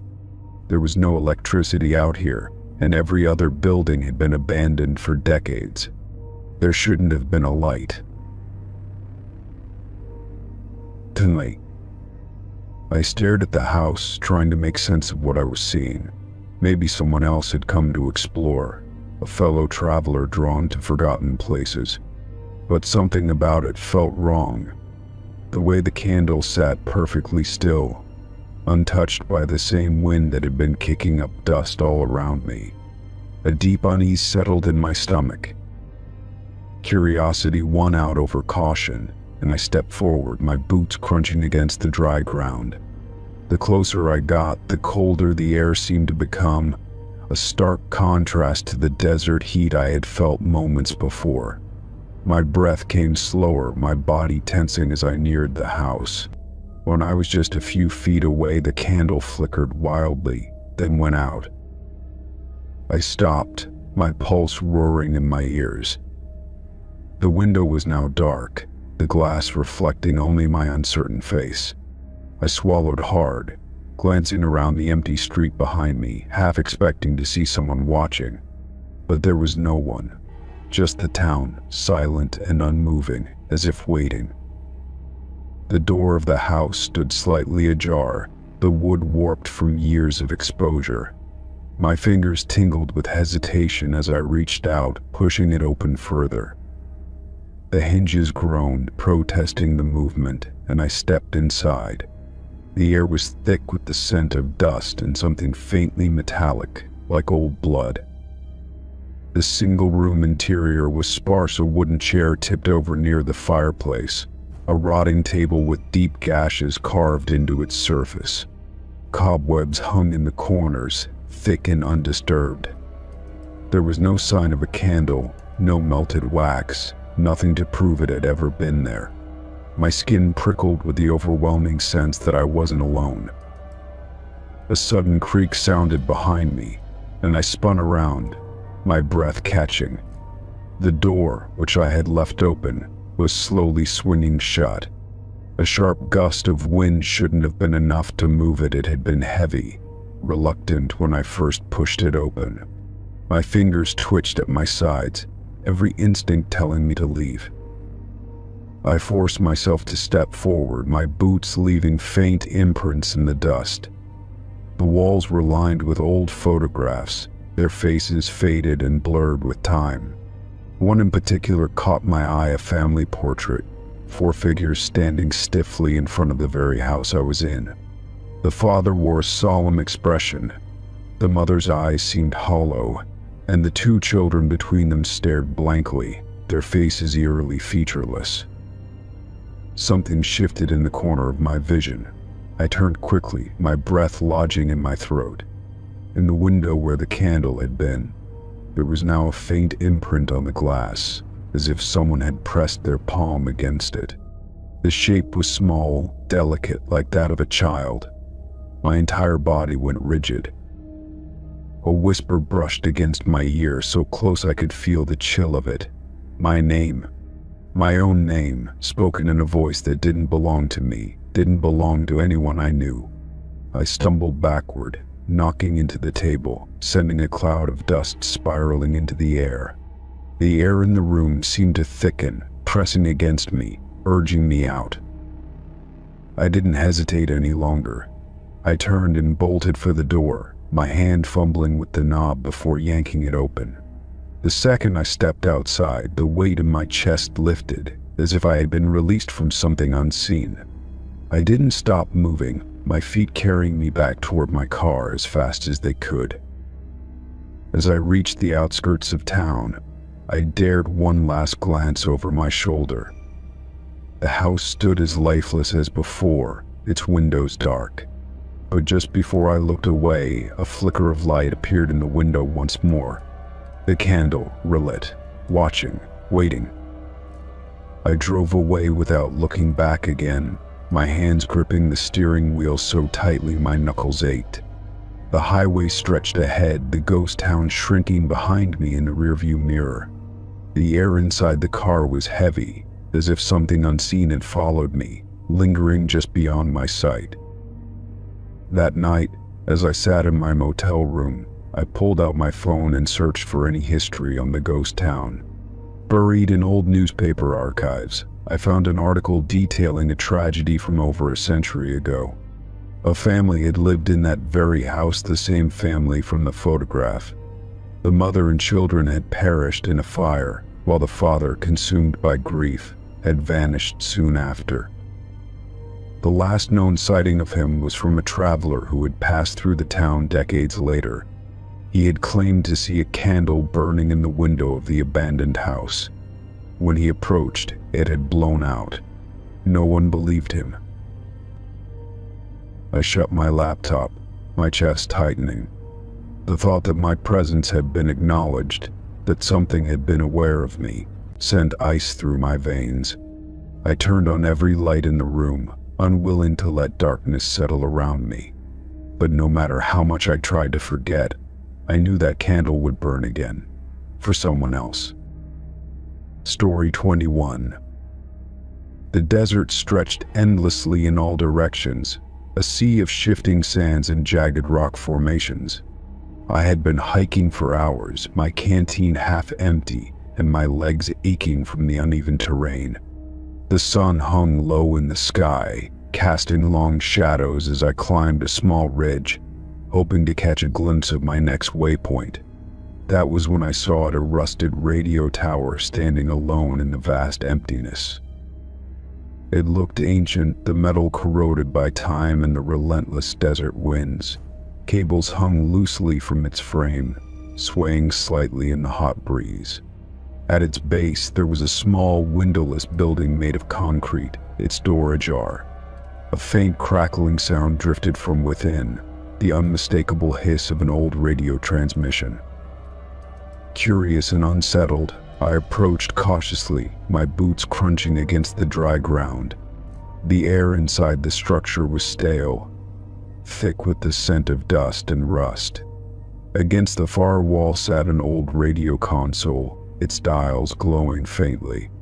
The speakers crackled with static before a voice broke through, repeating the same phrase over and over in a language I couldn't understand. The voice sounded urgent, almost pleading, though its meaning was lost on me. I stepped closer, scanning the controls for anything familiar. The transmission had a rhythmic quality, the words coming in steady intervals.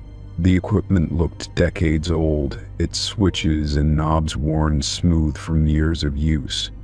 I wondered who had set this up and why it was still running. A creeping unease settled over me as I realized there was no power source in sight. No generator, no visible cables leading underground. The equipment should have been long dead, yet it continued its relentless broadcast.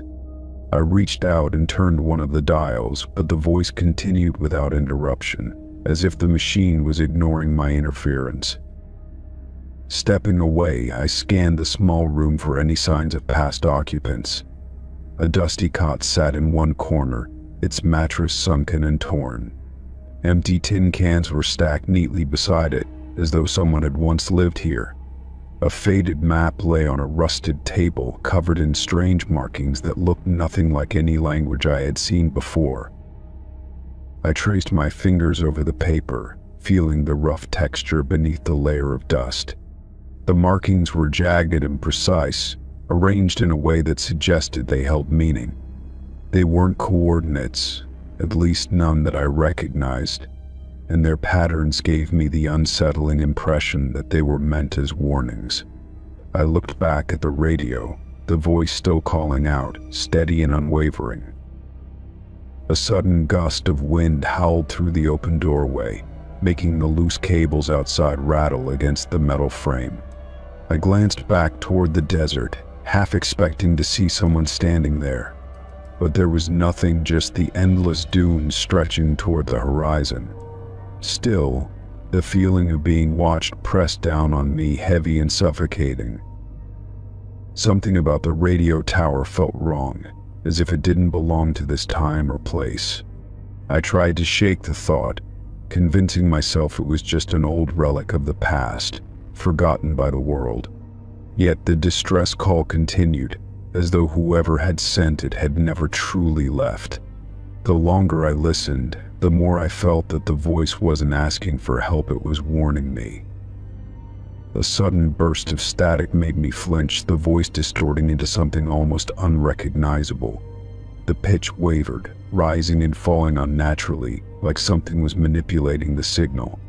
I turned toward the radio, my heart hammering against my ribs. The voice stuttered, broke apart, then reassembled itself into something that almost sounded like my own name. I backed away, my breath shallow as I tried to make sense of what I had just heard. The transmission returned to its usual pattern, the words incomprehensible once more. I forced myself to stay calm, to think rationally. It was just an old signal, nothing more. But deep down, I knew that wasn't true. My instincts screamed at me to leave, to put as much distance between myself and the tower as possible. Yet something held me there, a terrible curiosity that refused to let go. I glanced at the map again, my fingers brushing against the unfamiliar symbols. The longer I stared, the more they seemed to shift, as if rearranging themselves before my eyes. The air in the room grew stifling, thick with a silence that pressed against my ears. The radio crackled once more, and for the first time the voice changed. It wasn't speaking in a foreign tongue anymore. It was whispering in a language I understood. The words were simple, clear, and filled with quiet desperation.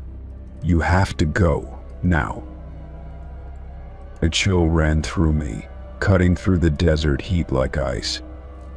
My body moved before my mind could catch up, my feet carrying me out of the building and into the open air. The sky had darkened, the sun dipping below the horizon far faster than it should have. The wind had died completely, leaving the desert eerily still.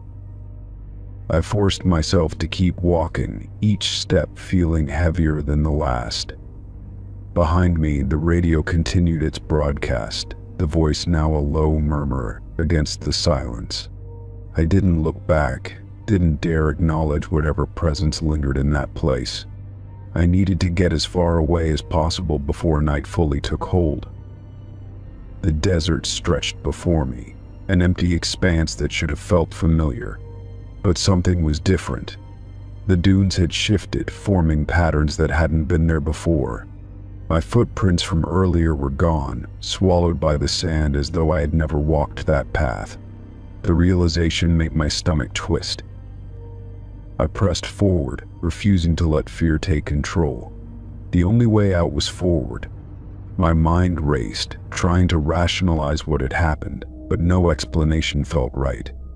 A distress signal that shouldn't be playing. A voice that changed. A warning that came too late.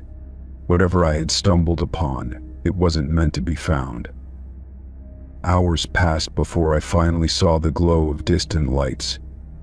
The first sign of civilization since I had set out. Relief flooded through me, though the unease never truly left. I turned once, glancing back at the desert one final time. The tower was gone. Nothing remained but the endless dunes shifting under the pale light of the moon. Even now, I sometimes hear it in my dreams, the crackle of static, the steady rhythm of that voice. I don't know what it was trying to say or who it was meant for, but I do know one thing. Some messages aren't meant to be answered. Some places should remain lost, and some warnings come far too late. Story 22. The mountain lodge was nestled deep in the woods, far from any signs of civilization. It was the perfect place to unwind, a quiet retreat from the chaos of daily life. The wooden walls creaked softly as the wind howled outside, a reminder of how isolated I truly was. On my first night, I decided to take a long, hot shower to wash away the exhaustion of my trip. Steam filled the small bathroom, fogging up the mirror above the sink. As I reached for my towel, I froze when I saw something unusual: footprints forming on the glass. They were faint at first, but as the condensation thickened, the prints became clearer. Each step appeared one by one, as if someone were walking across the mirror's surface. My breath caught in my throat as I stared, unable to move, my skin prickling with unease. I quickly wiped the mirror with my hand, erasing the prints, hoping I had imagined them. Stepping out of the shower, I wrapped myself in a towel and glanced around, my heart still pounding. The bathroom was empty, and the door had remained shut the entire time. Shaking off the feeling, I convinced myself it was just a trick of the steam in my tired mind. The rest of the night passed without incident, though I couldn't shake the unsettling sensation that I wasn't alone. Even as I lay in bed, the silence of the lodge felt heavier than before. The next morning, sunlight streamed through the window, making the eerie events of the night before seem almost ridiculous. I laughed at myself as I brewed a cup of coffee, deciding I had let my imagination get the best of me. The day was peaceful, and I spent it hiking through the dense forest surrounding the lodge. By the time I returned, the sun was beginning to set, casting long shadows across the wooden floors. The lodge felt colder than before, the air carrying a damp chill. I turned on the heater and decided to take another shower, hoping to shake off the fatigue from my hike. As soon as I stepped under the hot water, I felt the tension in my muscles ease. The warmth was comforting, and for a moment I forgot about the strange footprints from the night before. But when I glanced at the mirror, my stomach dropped. New footprints were forming again. This time they were clearer, appearing in deliberate steps across the foggy glass. I stood frozen under the stream of water, my mind racing. It was impossible there was no one else in the lodge, and I hadn't even touched the mirror. I shut off the water and stepped out, shivering despite the heat. The footprints remained even as the steam began to fade, as though they had been pressed into the glass. My hands trembled as I wiped at them again, but they didn't vanish as easily this time. Feeling a deep sense of unease, I dressed quickly and left the bathroom without looking back. The lodge felt different now, the once cozy atmosphere replaced with something heavier, something unseen. I sat on the edge of the bed, listening for any sound that might explain what was happening. The night passed in uneasy silence, and though I tried to sleep, every creak of the wooden floor made me jolt awake. I kept the bathroom door shut, unable to face the mirror again. The idea of seeing those footprints appear without reason filled me with a deep sense of dread. Morning came slowly, the pale light of dawn filtering through the windows. I forced myself out of bed and into the bathroom, hoping everything would be normal in the daylight. The mirror was clear, showing no trace of the footprints from the night before. Determined to prove to myself that there was a logical explanation, I examined the mirror closely. There were no marks, no smudges, nothing that suggested anyone had touched it. I sighed, trying to convince myself that the moisture in the air had simply created an illusion. Still, I couldn't ignore the gnawing fear in my chest, a fear that told me to leave. I packed my things quickly, deciding to check out of the lodge a day early. The isolation that had once been appealing now felt suffocating, as if unseen eyes were watching my every move. As I reached for my bag, a sharp knock echoed through the room. I turned abruptly, heart hammering, but there was no one at the door. My hand shook as I grabbed the handle, hesitating before finally pulling it open. The hallway was empty, the dim morning light casting eerie shadows along the wooden walls. I stepped out cautiously, scanning both directions, but I saw nothing unusual. Swallowing hard, I hurried down the hall, eager to put distance between myself and the room. The receptionist greeted me with a polite smile as I handed over my key. "Leaving early?" she asked, glancing at the clock. I nodded, forcing a smile, unwilling to explain the real reason. Just as I turned to leave, something made me pause. "Has anyone else ever mentioned strange things happening in that room?" I asked carefully. The receptionist's expression faltered, her smile tightening slightly. "There are stories," she admitted after a moment. "Some guests report strange things in the bathroom mirror. We've had it replaced before, but, well, things keep happening." Her voice lowered slightly, as if she didn't want others to hear. A cold chill ran down my spine as I processed her words.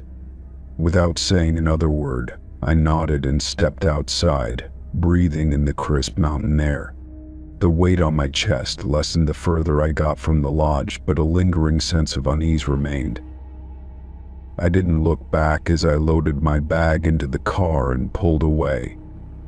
The lodge disappeared in my rearview mirror, swallowed by the thick trees and misty air. Even as I drove down the winding mountain road, I couldn't shake the feeling that something had followed me.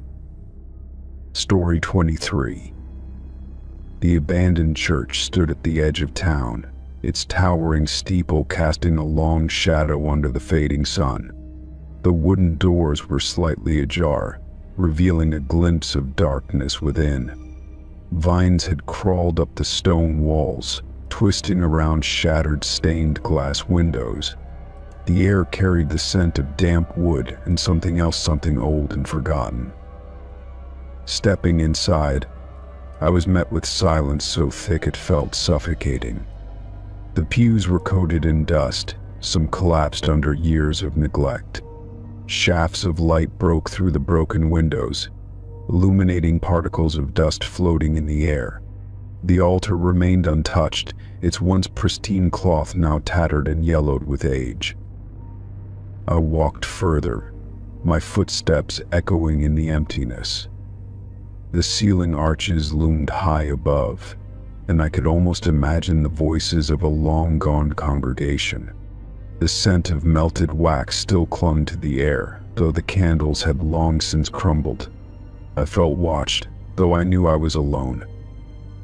Near the back, a confessional booth stood against the wall, its wooden panels worn and splintered. The small door was slightly open, creaking as I nudged it wider. The inside was cramped, a single bench covered in dust, the air thick with an unexplainable chill. My eyes fell on the far wall, where something had been scratched deep into the wood. "I'm still waiting." The words sent a shiver down my spine, each letter carved with jagged precision. The confessional had been abandoned for decades. No one should have been inside to leave this message. My fingers hovered over the scratches, feeling the indentations as if the message had been left just moments ago. A faint creak sounded outside the booth and I froze. The church was empty, at least it had been when I entered. Slowly I turned my head, peering through the narrow slats of the wooden partition. The main hall remained still, nothing moving among the rows of pews. But the air had changed, heavier now, pressing against my chest. I stepped out of the booth, my pulse quickening. The silence felt unnatural, thick and expectant. I turned back toward the entrance, suddenly eager to leave. As I did, a whisper brushed against my ear, so soft I almost convinced myself I had imagined it. "Stay." My breath caught in my throat, and I spun around, my heart hammering. The confessional stood exactly as before, the message etched deep in the wood. The air remained undisturbed, but a faint pressure lingered in the room. My instincts screamed at me to leave, but my feet refused to move. A soft rustling came from behind the altar, like fabric shifting over stone. My eyes locked onto the darkened corner where the light failed to reach. Shadows stretched unnaturally, shifting as if something lurked just beyond sight. A metallic scent drifted toward me, faint but unmistakable. I took a cautious step back, my body rigid. The pews seemed farther away than before, the distance between me and the door stretching endlessly. My breaths were shallow, every sound amplified in the emptiness. Then, from the confessional, the wooden door creaked again, slowly this time, deliberate. I turned just in time to see it inch open, revealing only darkness inside. A chill coiled around my spine as I stepped back, the air suddenly thick with a presence I couldn't see. My mind screamed for logic, but my body knew the truth. Something was here. Something was waiting. The words on the wall seemed deeper now, almost fresh. I could swear I saw fine splinters of wood flaking away, as if invisible hands had only just finished carving them. A quiet breath stirred the dust near my feet, too close to be my own. I bolted. My feet pounded against the floor as I rushed toward the doors, my pulse thundering in my ears. The walls seemed to close in, the air pressing tighter around me. Just as I reached the exit, the doors slammed shut with a force that shook the ground. My hands fumbled at the handles, but they wouldn't budge. Behind me, the whisper returned, no longer soft but insistent. "Stay with me." It carried a weight, a sorrow that curled deep into my bones. A shadow flickered along the walls, stretching unnaturally toward me. I refused to turn around. My breath came in ragged gasps as I yanked at the doors, wood splintering under my grip. The whisper grew closer, pressing against the back of my neck, cold and unrelenting. The message in the confessional seared itself into my mind. I'm still waiting. Waiting for what? Waiting for who? The scent of wax and something metallic filled my nose, stronger now. A cold touch brushed against my wrist, light as a feather but unmistakable. Panic surged through me as I threw my weight against the doors once more. This time they gave way. I stumbled onto the stone steps, gasping for air as the night swallowed me.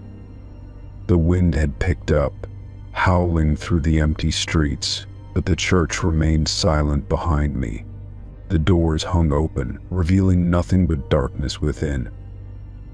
I didn't look back as I ran, the whisper still echoing in my ears.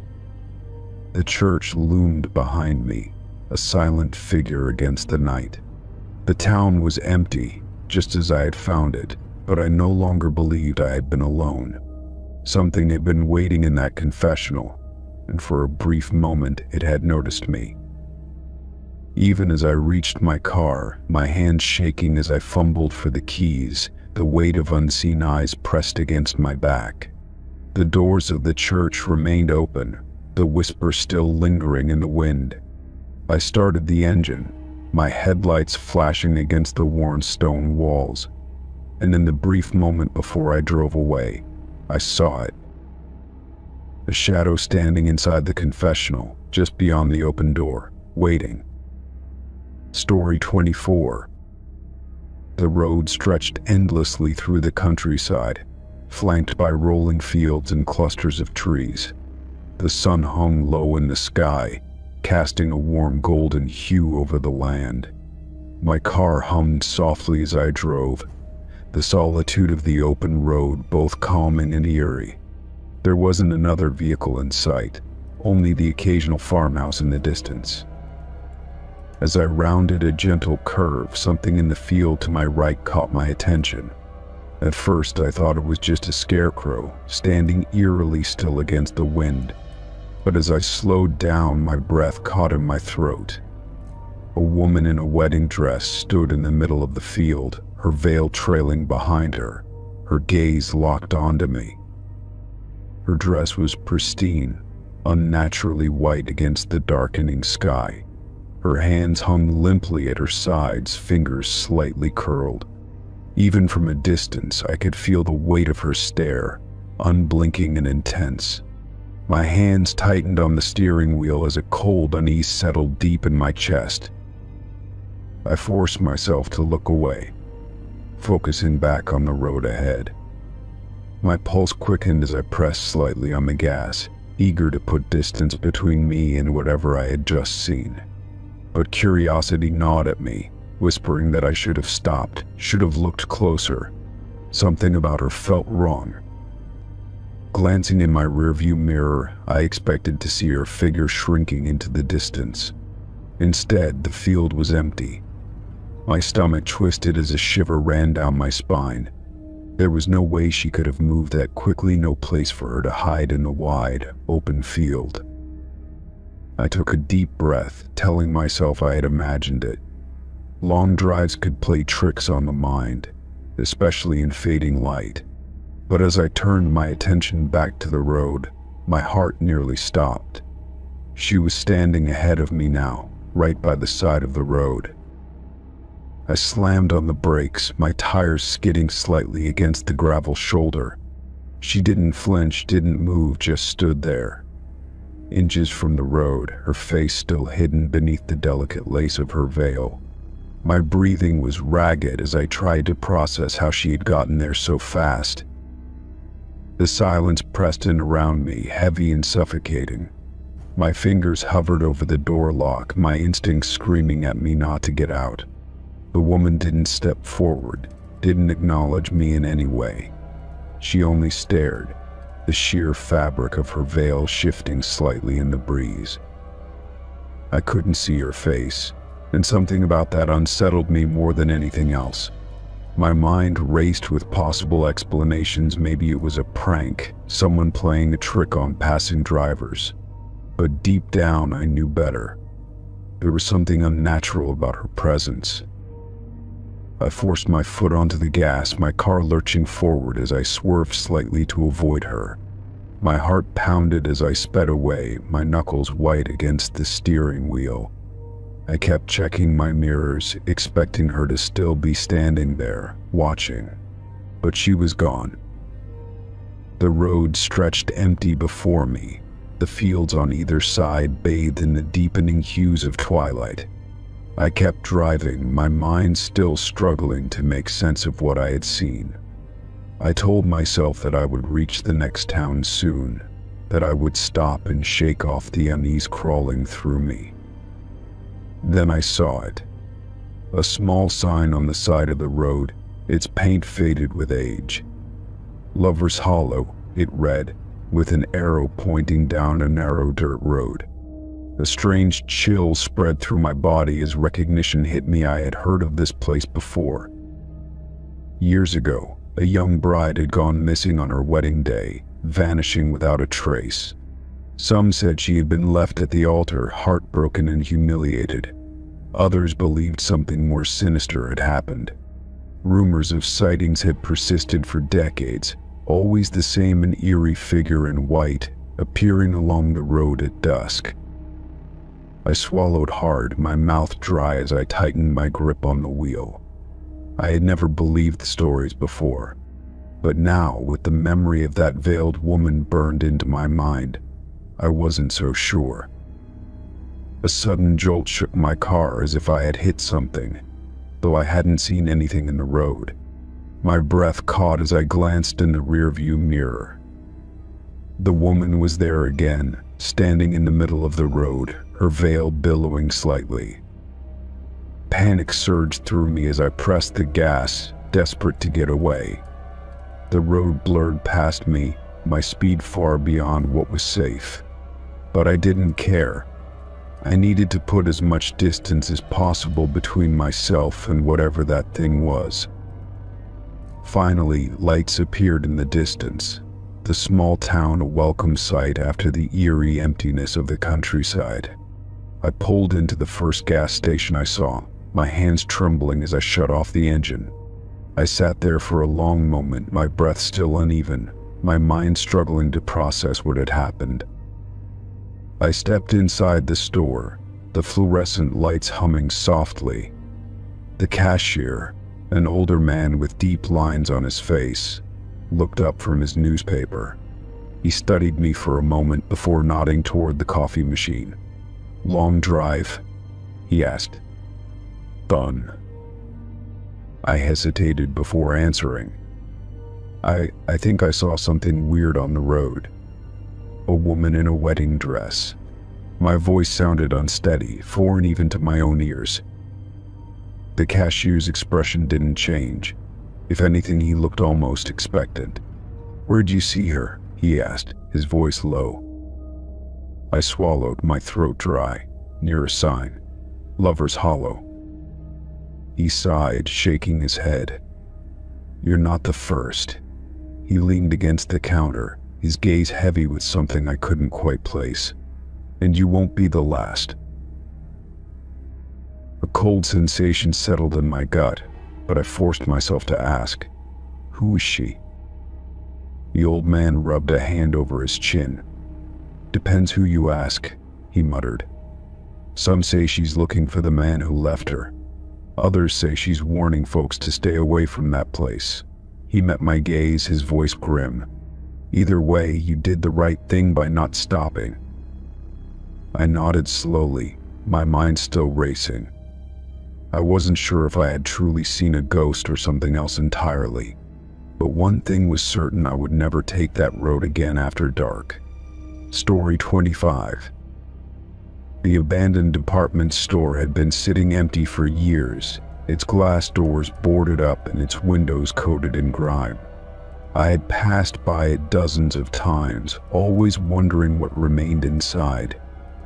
That evening, curiosity got the best of me, and I found a way in through a side entrance where the boards had been pried loose. Inside, the air was thick with dust, carrying the stale scent of forgotten things. Rows of empty shelves stood like skeletons of what once had been a bustling store. The silence was absolute, broken only by the faint creak of the building settling. My footsteps echoed as I moved deeper into the store, my flashlight casting long, shifting shadows. I made my way through the aisles, stepping carefully over broken tiles and scattered debris.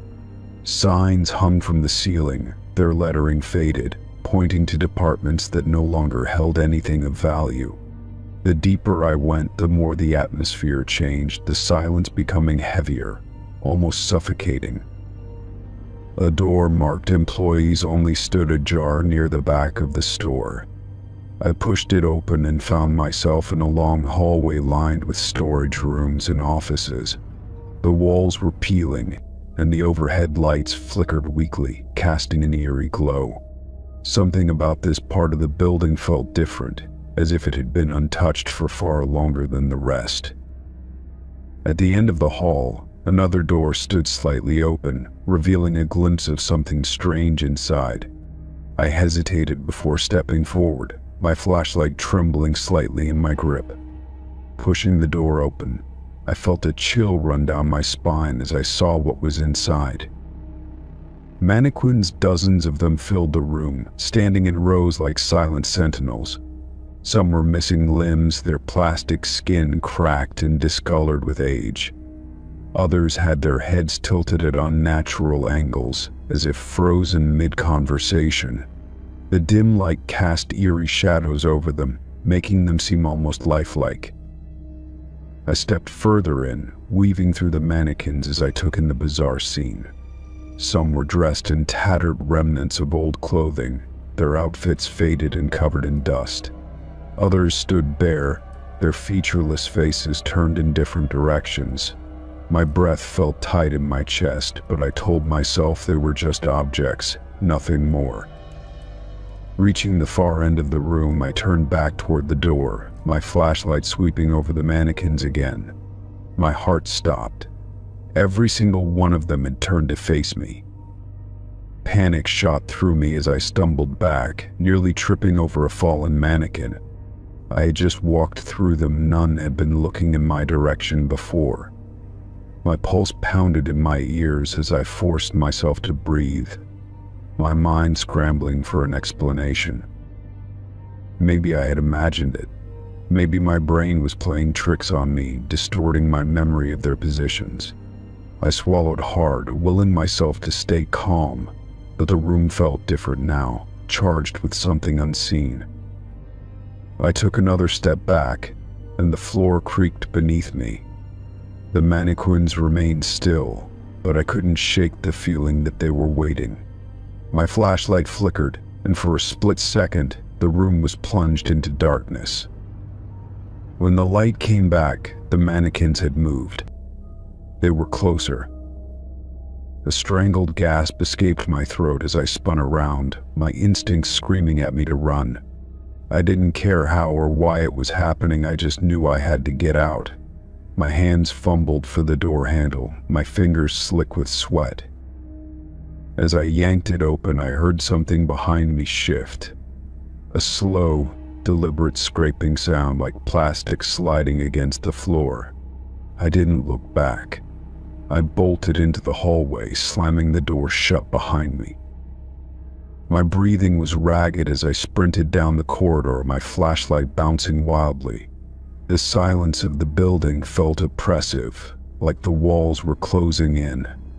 I reached the main store floor, my footsteps pounding against the tile as I ran for the exit. The front doors were still boarded shut, but I knew the way I had come in. I forced myself to slow down just enough to squeeze through the gap in the side entrance. The night air hit me like a slap, sharp and cold, and I didn't stop moving until I was far from the building. I turned back only once, my chest heaving as I tried to process what had happened. The store stood in silence, its windows dark and unyielding. But just before I turned away, I saw movement, just the faintest shift of a shadow near the doorway. I never went back. Whatever had been in that room, whatever had turned those mannequins toward me, I wanted no part of it. But sometimes, late at night, I swear I can feel unseen eyes watching me, just like they did in that abandoned store. Story 26. The battlefield stretched before me, quiet and still beneath an overcast sky. The wind rustled through the tall grass, whispering over the land where soldiers had once fought and died. Faded plaques marked key points in the battle, their inscriptions worn with time. I walked along the dirt path, the silence pressing in around me. There was something eerie about standing in a place where so much blood had been shed. The land held on to history in a way that felt almost tangible, as if the echoes of the past still lingered just beyond sight. I paused near a weathered monument, running my fingers over the engraved names of fallen soldiers. The air felt colder here, heavier somehow. My phone vibrated in my pocket, the sudden noise making me flinch. I pulled it out, frowning at the screen. An unknown number had left a voicemail, though I hadn't heard it ring. A strange unease settled in my chest as I hesitated before pressing play. At first there was only static, crackling in my ear like an old radio struggling for a signal. Then, faintly, came the distant sound of gunfire. It was muffled but unmistakable, the sharp cracks of muskets, the booming roar of cannons. Shouts echoed through the recording, panicked voices calling orders over the chaos. My breath caught as I turned in place, scanning the empty field around me. There was no one here but me. Yet the sounds in the voicemail painted a different picture, a battle raging just beyond the veil of time. I gripped my phone tightly, my pulse hammering against my ribs. The gunfire grew louder, closer, as if the battle were unfolding right in my ear. I could hear horses screaming, metal clashing, the ragged breaths of men fighting for their lives. A voice broke through the noise, garbled and urgent, but I couldn't make out the words. The voicemail cut off abruptly, leaving only silence behind. I stared at my phone, my skin prickling with unease. The call had lasted exactly 47 seconds. My fingers trembled as I checked for a callback number, but there was nothing. No record of the call in my recent history. It was as if it had never happened. A gust of wind swept across the field, kicking up dust and dead leaves. The unease in my stomach twisted into something darker, something bordering on fear. I had come here expecting to learn about history, not to hear it firsthand. Yet the battlefield felt different now, charged, alive with something unseen. I turned back toward the monument, half expecting to see shadowy figures in old uniforms standing among the stones. There was nothing but empty land stretching toward the horizon. Still, the feeling of being watched crawled over my skin, pressing against my back. A rustling noise came from the grass nearby, and I whipped around. The wind had died down, yet the dry stalks shifted as if someone or something was moving through them. My breathing hitched as I took a cautious step forward, peering into the field. The grass swayed, parting slightly, but no one was there. My phone buzzed again, vibrating violently in my palm. Another voicemail. My heart pounded as I hesitated, my thumb hovering over the play button. This time, the recording started with labored breathing, ragged and frantic. Footsteps pounded against the ground, running, stumbling. Then a voice clearer than before, desperate. "They're coming. You have to go." The message ended abruptly, leaving me frozen in place. The air around me felt thicker, heavier, as if the very land itself was holding its breath. I swallowed hard, forcing myself to move. My steps were quick, purposeful, as I made my way back toward the parking lot. The battlefield stretched endlessly around me, the windless silence pressing down like a weight. Each step felt slower, as if something unseen was trying to keep me there. I reached my car and fumbled with my keys, my fingers stiff with cold. As I yanked the door open, the sound broke the stillness, a single, distant gunshot. The echo rippled through the air, sharp and unmistakable. My breath hitched as I turned back toward the field. Nothing had changed, yet the land no longer felt empty. It felt occupied. The hair on my arm stood on end as I climbed into the driver's seat and slammed the door shut. My hands shook as I started the engine, my mind racing for an explanation. I pulled out onto the main road, my eyes flicking to the rearview mirror. The battlefield shrank in the distance, the monument standing stark against the gray sky. Just as I rounded a bend, my phone buzzed one final time. Another voicemail. I clenched my jaw, a part of me wanting to ignore it. But the pull was too strong, the need to know outweighing my fear. I pressed play, my breath caught in my throat. A single whisper, barely audible, crackled through the speaker. "You were never supposed to leave." The line went dead. Story 27. The bed and breakfast sat at the end of a long, winding road, its white paint peeling slightly from age. Tall oak trees surrounded the property, their branches swaying lazily in the breeze. The house itself was grand, with intricate woodwork and towering windows that reflected the golden evening light. It had once been a family estate, but now it stood mostly empty, hosting only the occasional guest like me. The woman who checked me in was polite, but distant, her eyes darting toward the staircase as she handed me the room key. "You'll have the whole place to yourself tonight," she said, forcing a small smile. "Breakfast is at 7, but feel free to explore, just be careful in the attic." Her words lingered strangely in the air, making me wonder why she had singled out that part of the house. After settling into my room, I wandered the halls, admiring the antique furnishings and faded wallpaper. The house smelled of old wood and something faintly floral, like dried lavender. Floorboards creaked beneath my feet, the sound echoing through the empty halls. I passed a large, dusty mirror and caught my own reflection looking back, the dim lighting casting odd shadows along the wall. Curiosity led me to the attic door at the end of the hallway, slightly ajar as if waiting for someone to enter.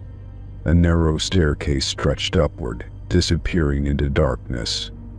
A strange feeling settled in my chest, but I pushed it aside and started climbing. Each step groaned under my weight, dust swirling in the air with every movement. The attic was cluttered with old furniture, trunks, and forgotten belongings, all draped in sheets that had yellowed with time. A single window let in the pale glow of the moon, illuminating the space in a ghostly light. The air was thick with the scent of dust and something else, something almost metallic. I stepped carefully through the clutter, my eyes scanning the dim space until they landed on something unusual. A large trunk sat in the corner, unlike the others. It was newer, the wood unmarked by dust or time. A thick padlock secured the lid, its surface gleaming as if it had been placed there recently. My pulse quickened as I ran my fingers over it, feeling the cold metal beneath my touch. The lock was sturdy, but what caught my attention most was the fact that it didn't belong in an abandoned house. I glanced around, half expecting someone to be watching me, but I was alone. The silence pressed in on me, making the hairs on my arms rise. I tugged at the lock, testing its strength, but it held firm. My mind raced with possibilities. Why would someone put a fresh lock on a trunk in an empty house? And more importantly, what was inside? The floor creaked behind me, and I spun around, heart hammering. The attic was empty, just as it had been moments ago. My breath came quicker as I took a cautious step toward the stairs, suddenly feeling like I had overstayed my welcome. The air seemed heavier now, pressing against my skin as if the house itself was watching. Back in my room, I locked the door and sat on the edge of the bed, my thoughts swirling. The trunk wasn't just old storage, it was recent, intentional. Someone had been in that attic, and maybe they still were.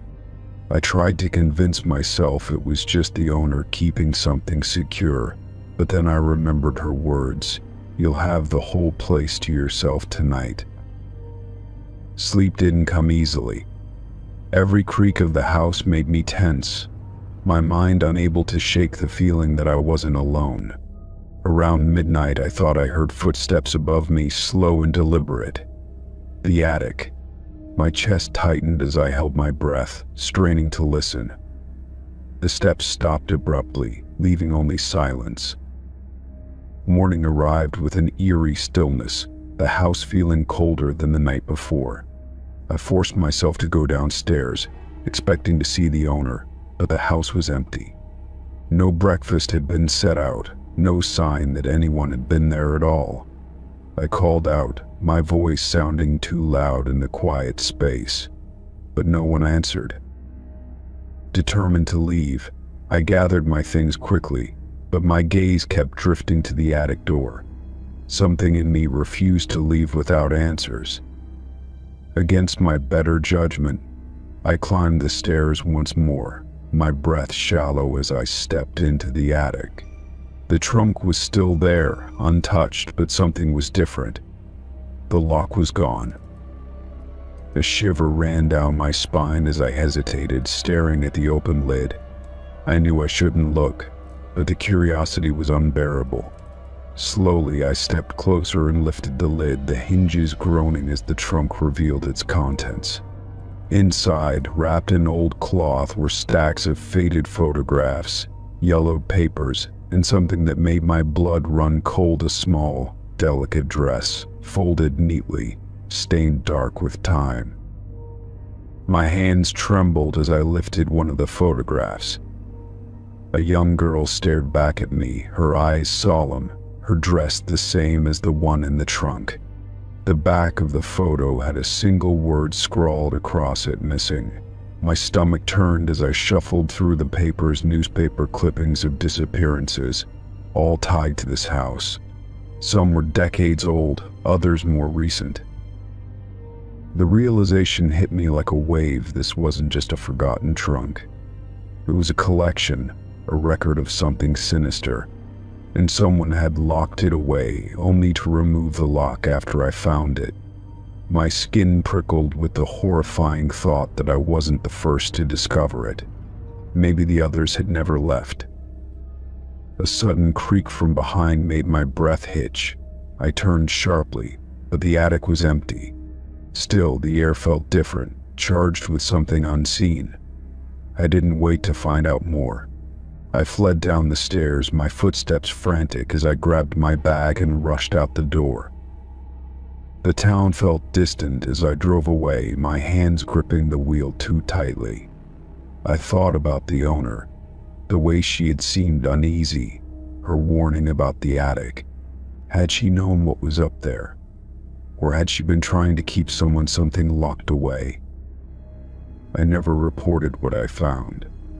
Some part of me didn't want to know if that trunk had been refilled, if another lock had been placed on it for the next unsuspecting guest.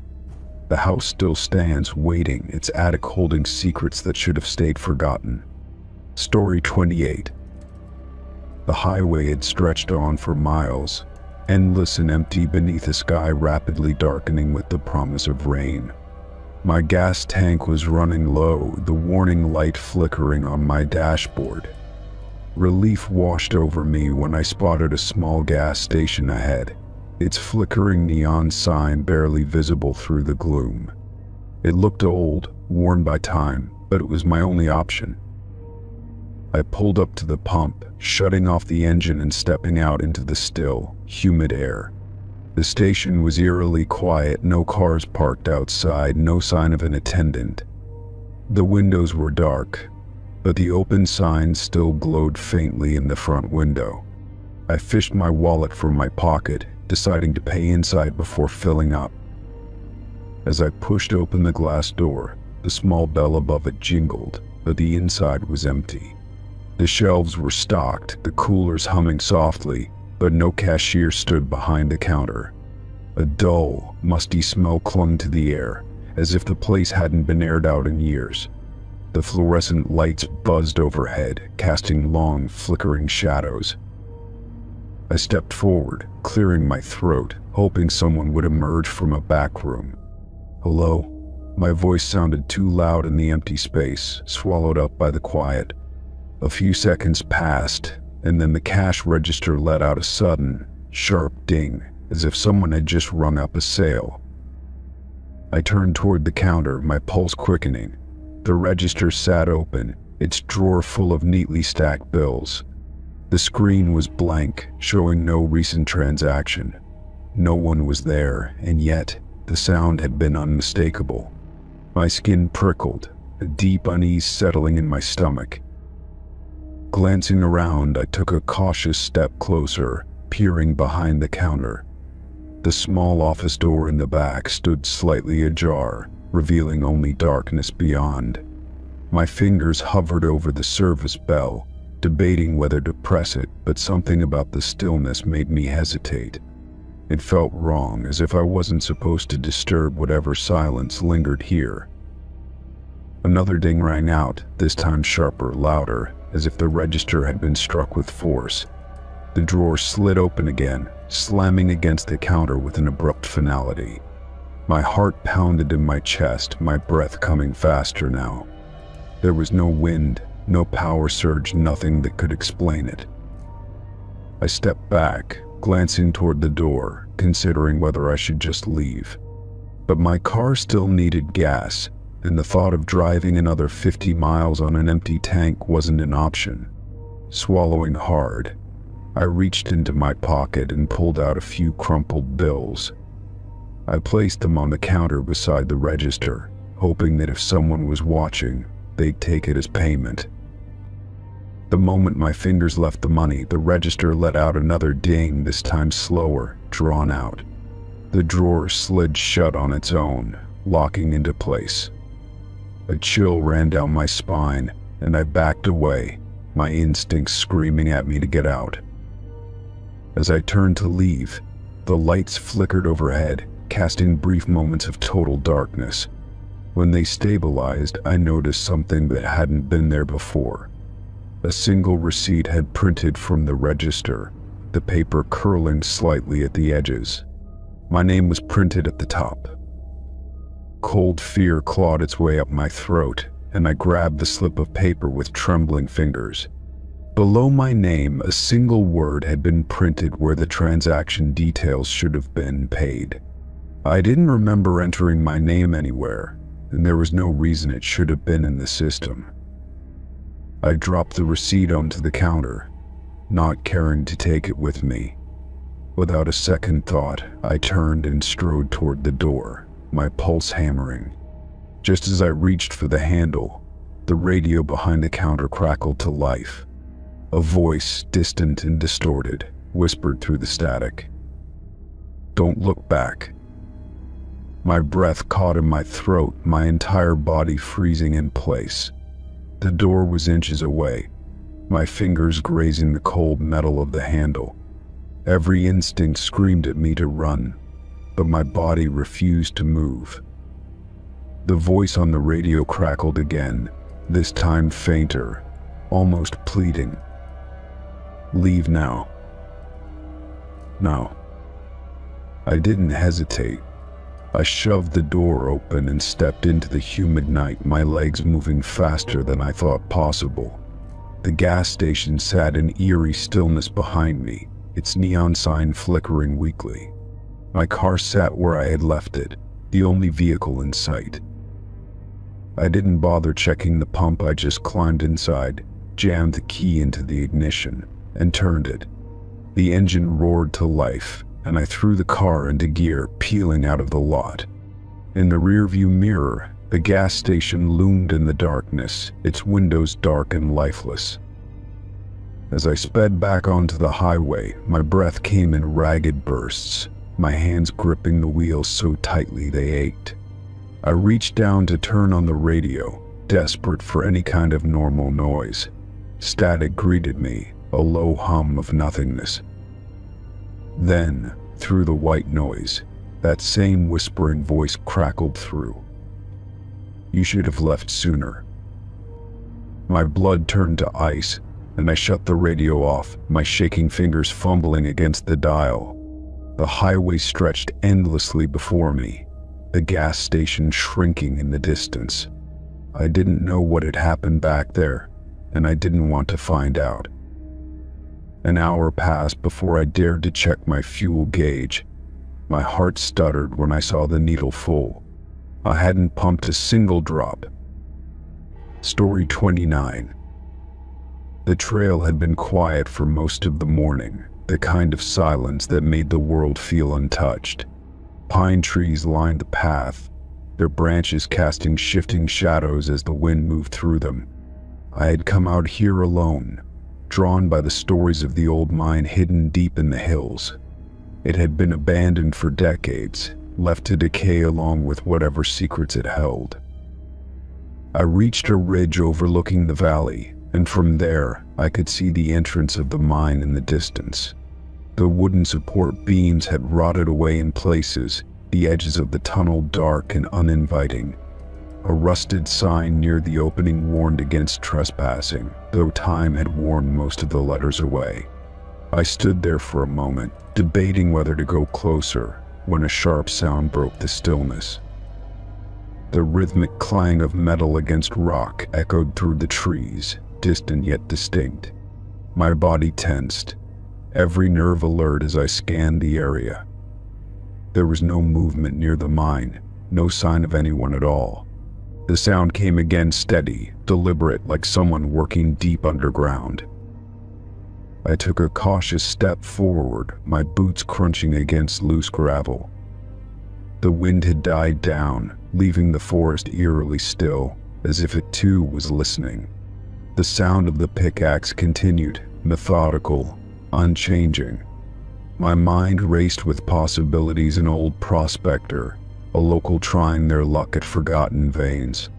But I had seen no other hikers, no tire tracks leading to the mine. I moved closer, my pulse quickening with each step. The entrance loomed ahead, a gaping maw of darkness that swallowed the daylight. The wooden beams creaked as I neared, a reminder of how unstable the place had become. The air smelled of damp earth and rusted metal, heavy with the weight of the past. Peering inside, I saw nothing but blackness stretching deep into the mountain. The sound was louder now, coming from within, but there was no flicker of light, no sign of movement. It was as if the mine itself was breathing, exhaling the echoes of something long gone. I hesitated, the rational part of my mind screaming at me to turn back. A final clang rang out, louder than before. Then silence. The absence of sound was somehow worse, an oppressive void that settled over the mind like a shroud. My breath came shallow as I stepped back, my instincts finally winning over curiosity. Something was wrong here, something beyond explanation. As I turned, a cold gust of wind rushed from the tunnel, carrying with it the faintest whisper of voices.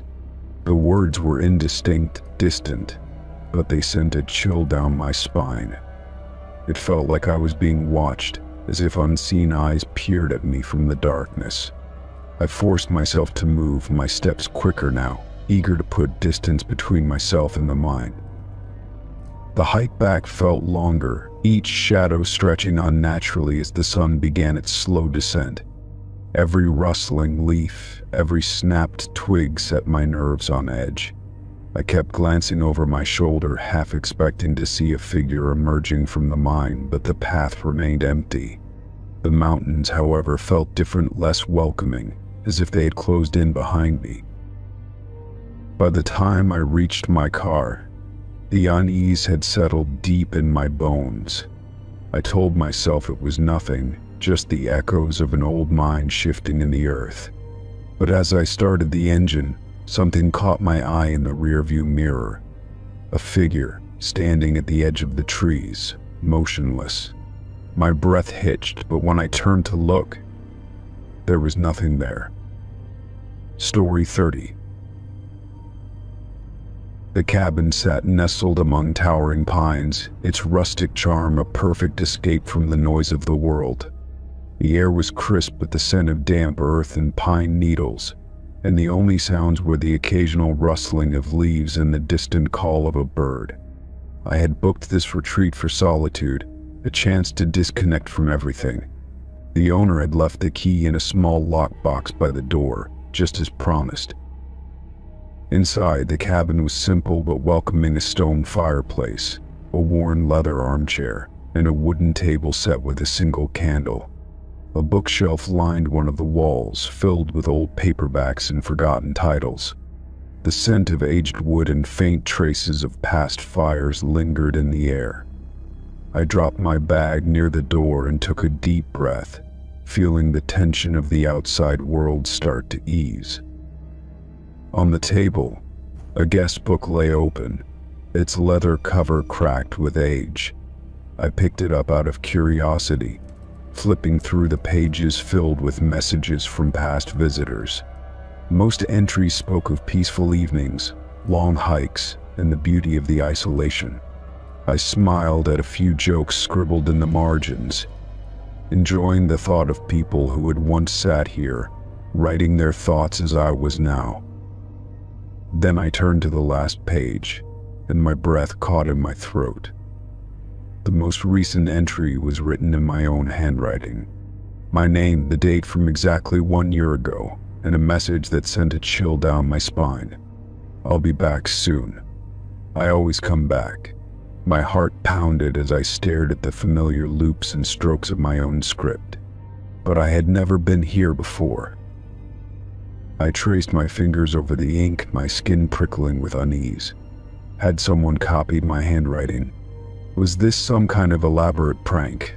My mind raced through rational explanations, but none of them felt right. The more I stared at the words, the more unsettled I became.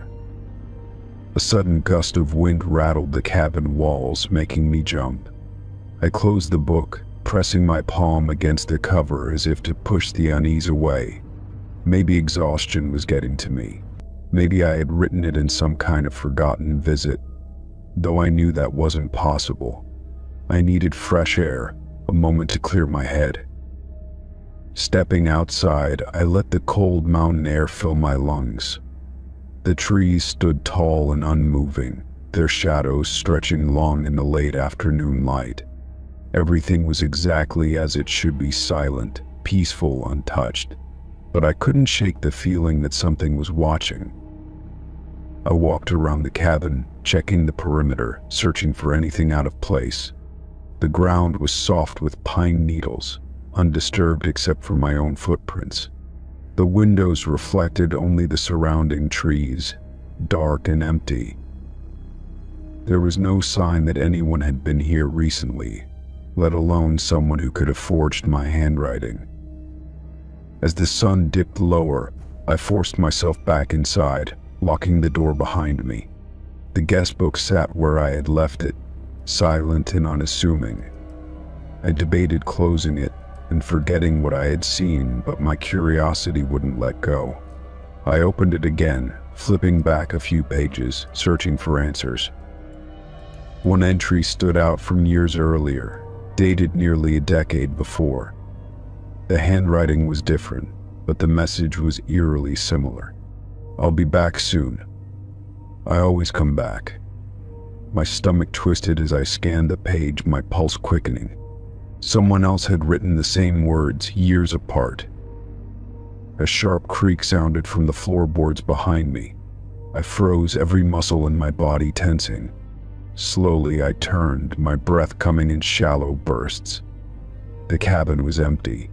The door was still locked, but the air felt heavier, charged with something unseen.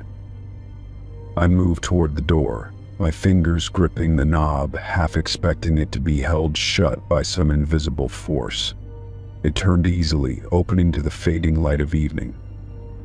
The trees stood still, the wind eerily absent. I stepped onto the porch, my eyes scanning the tree line, searching for movement. Then I saw them footprints leading away from the cabin, disappearing into the woods. They were fresh, pressed deep into the soft earth, and they matched my own.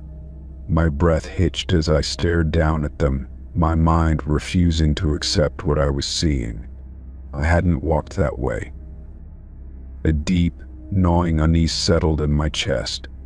I turned back toward the cabin, but something in the window stopped me cold.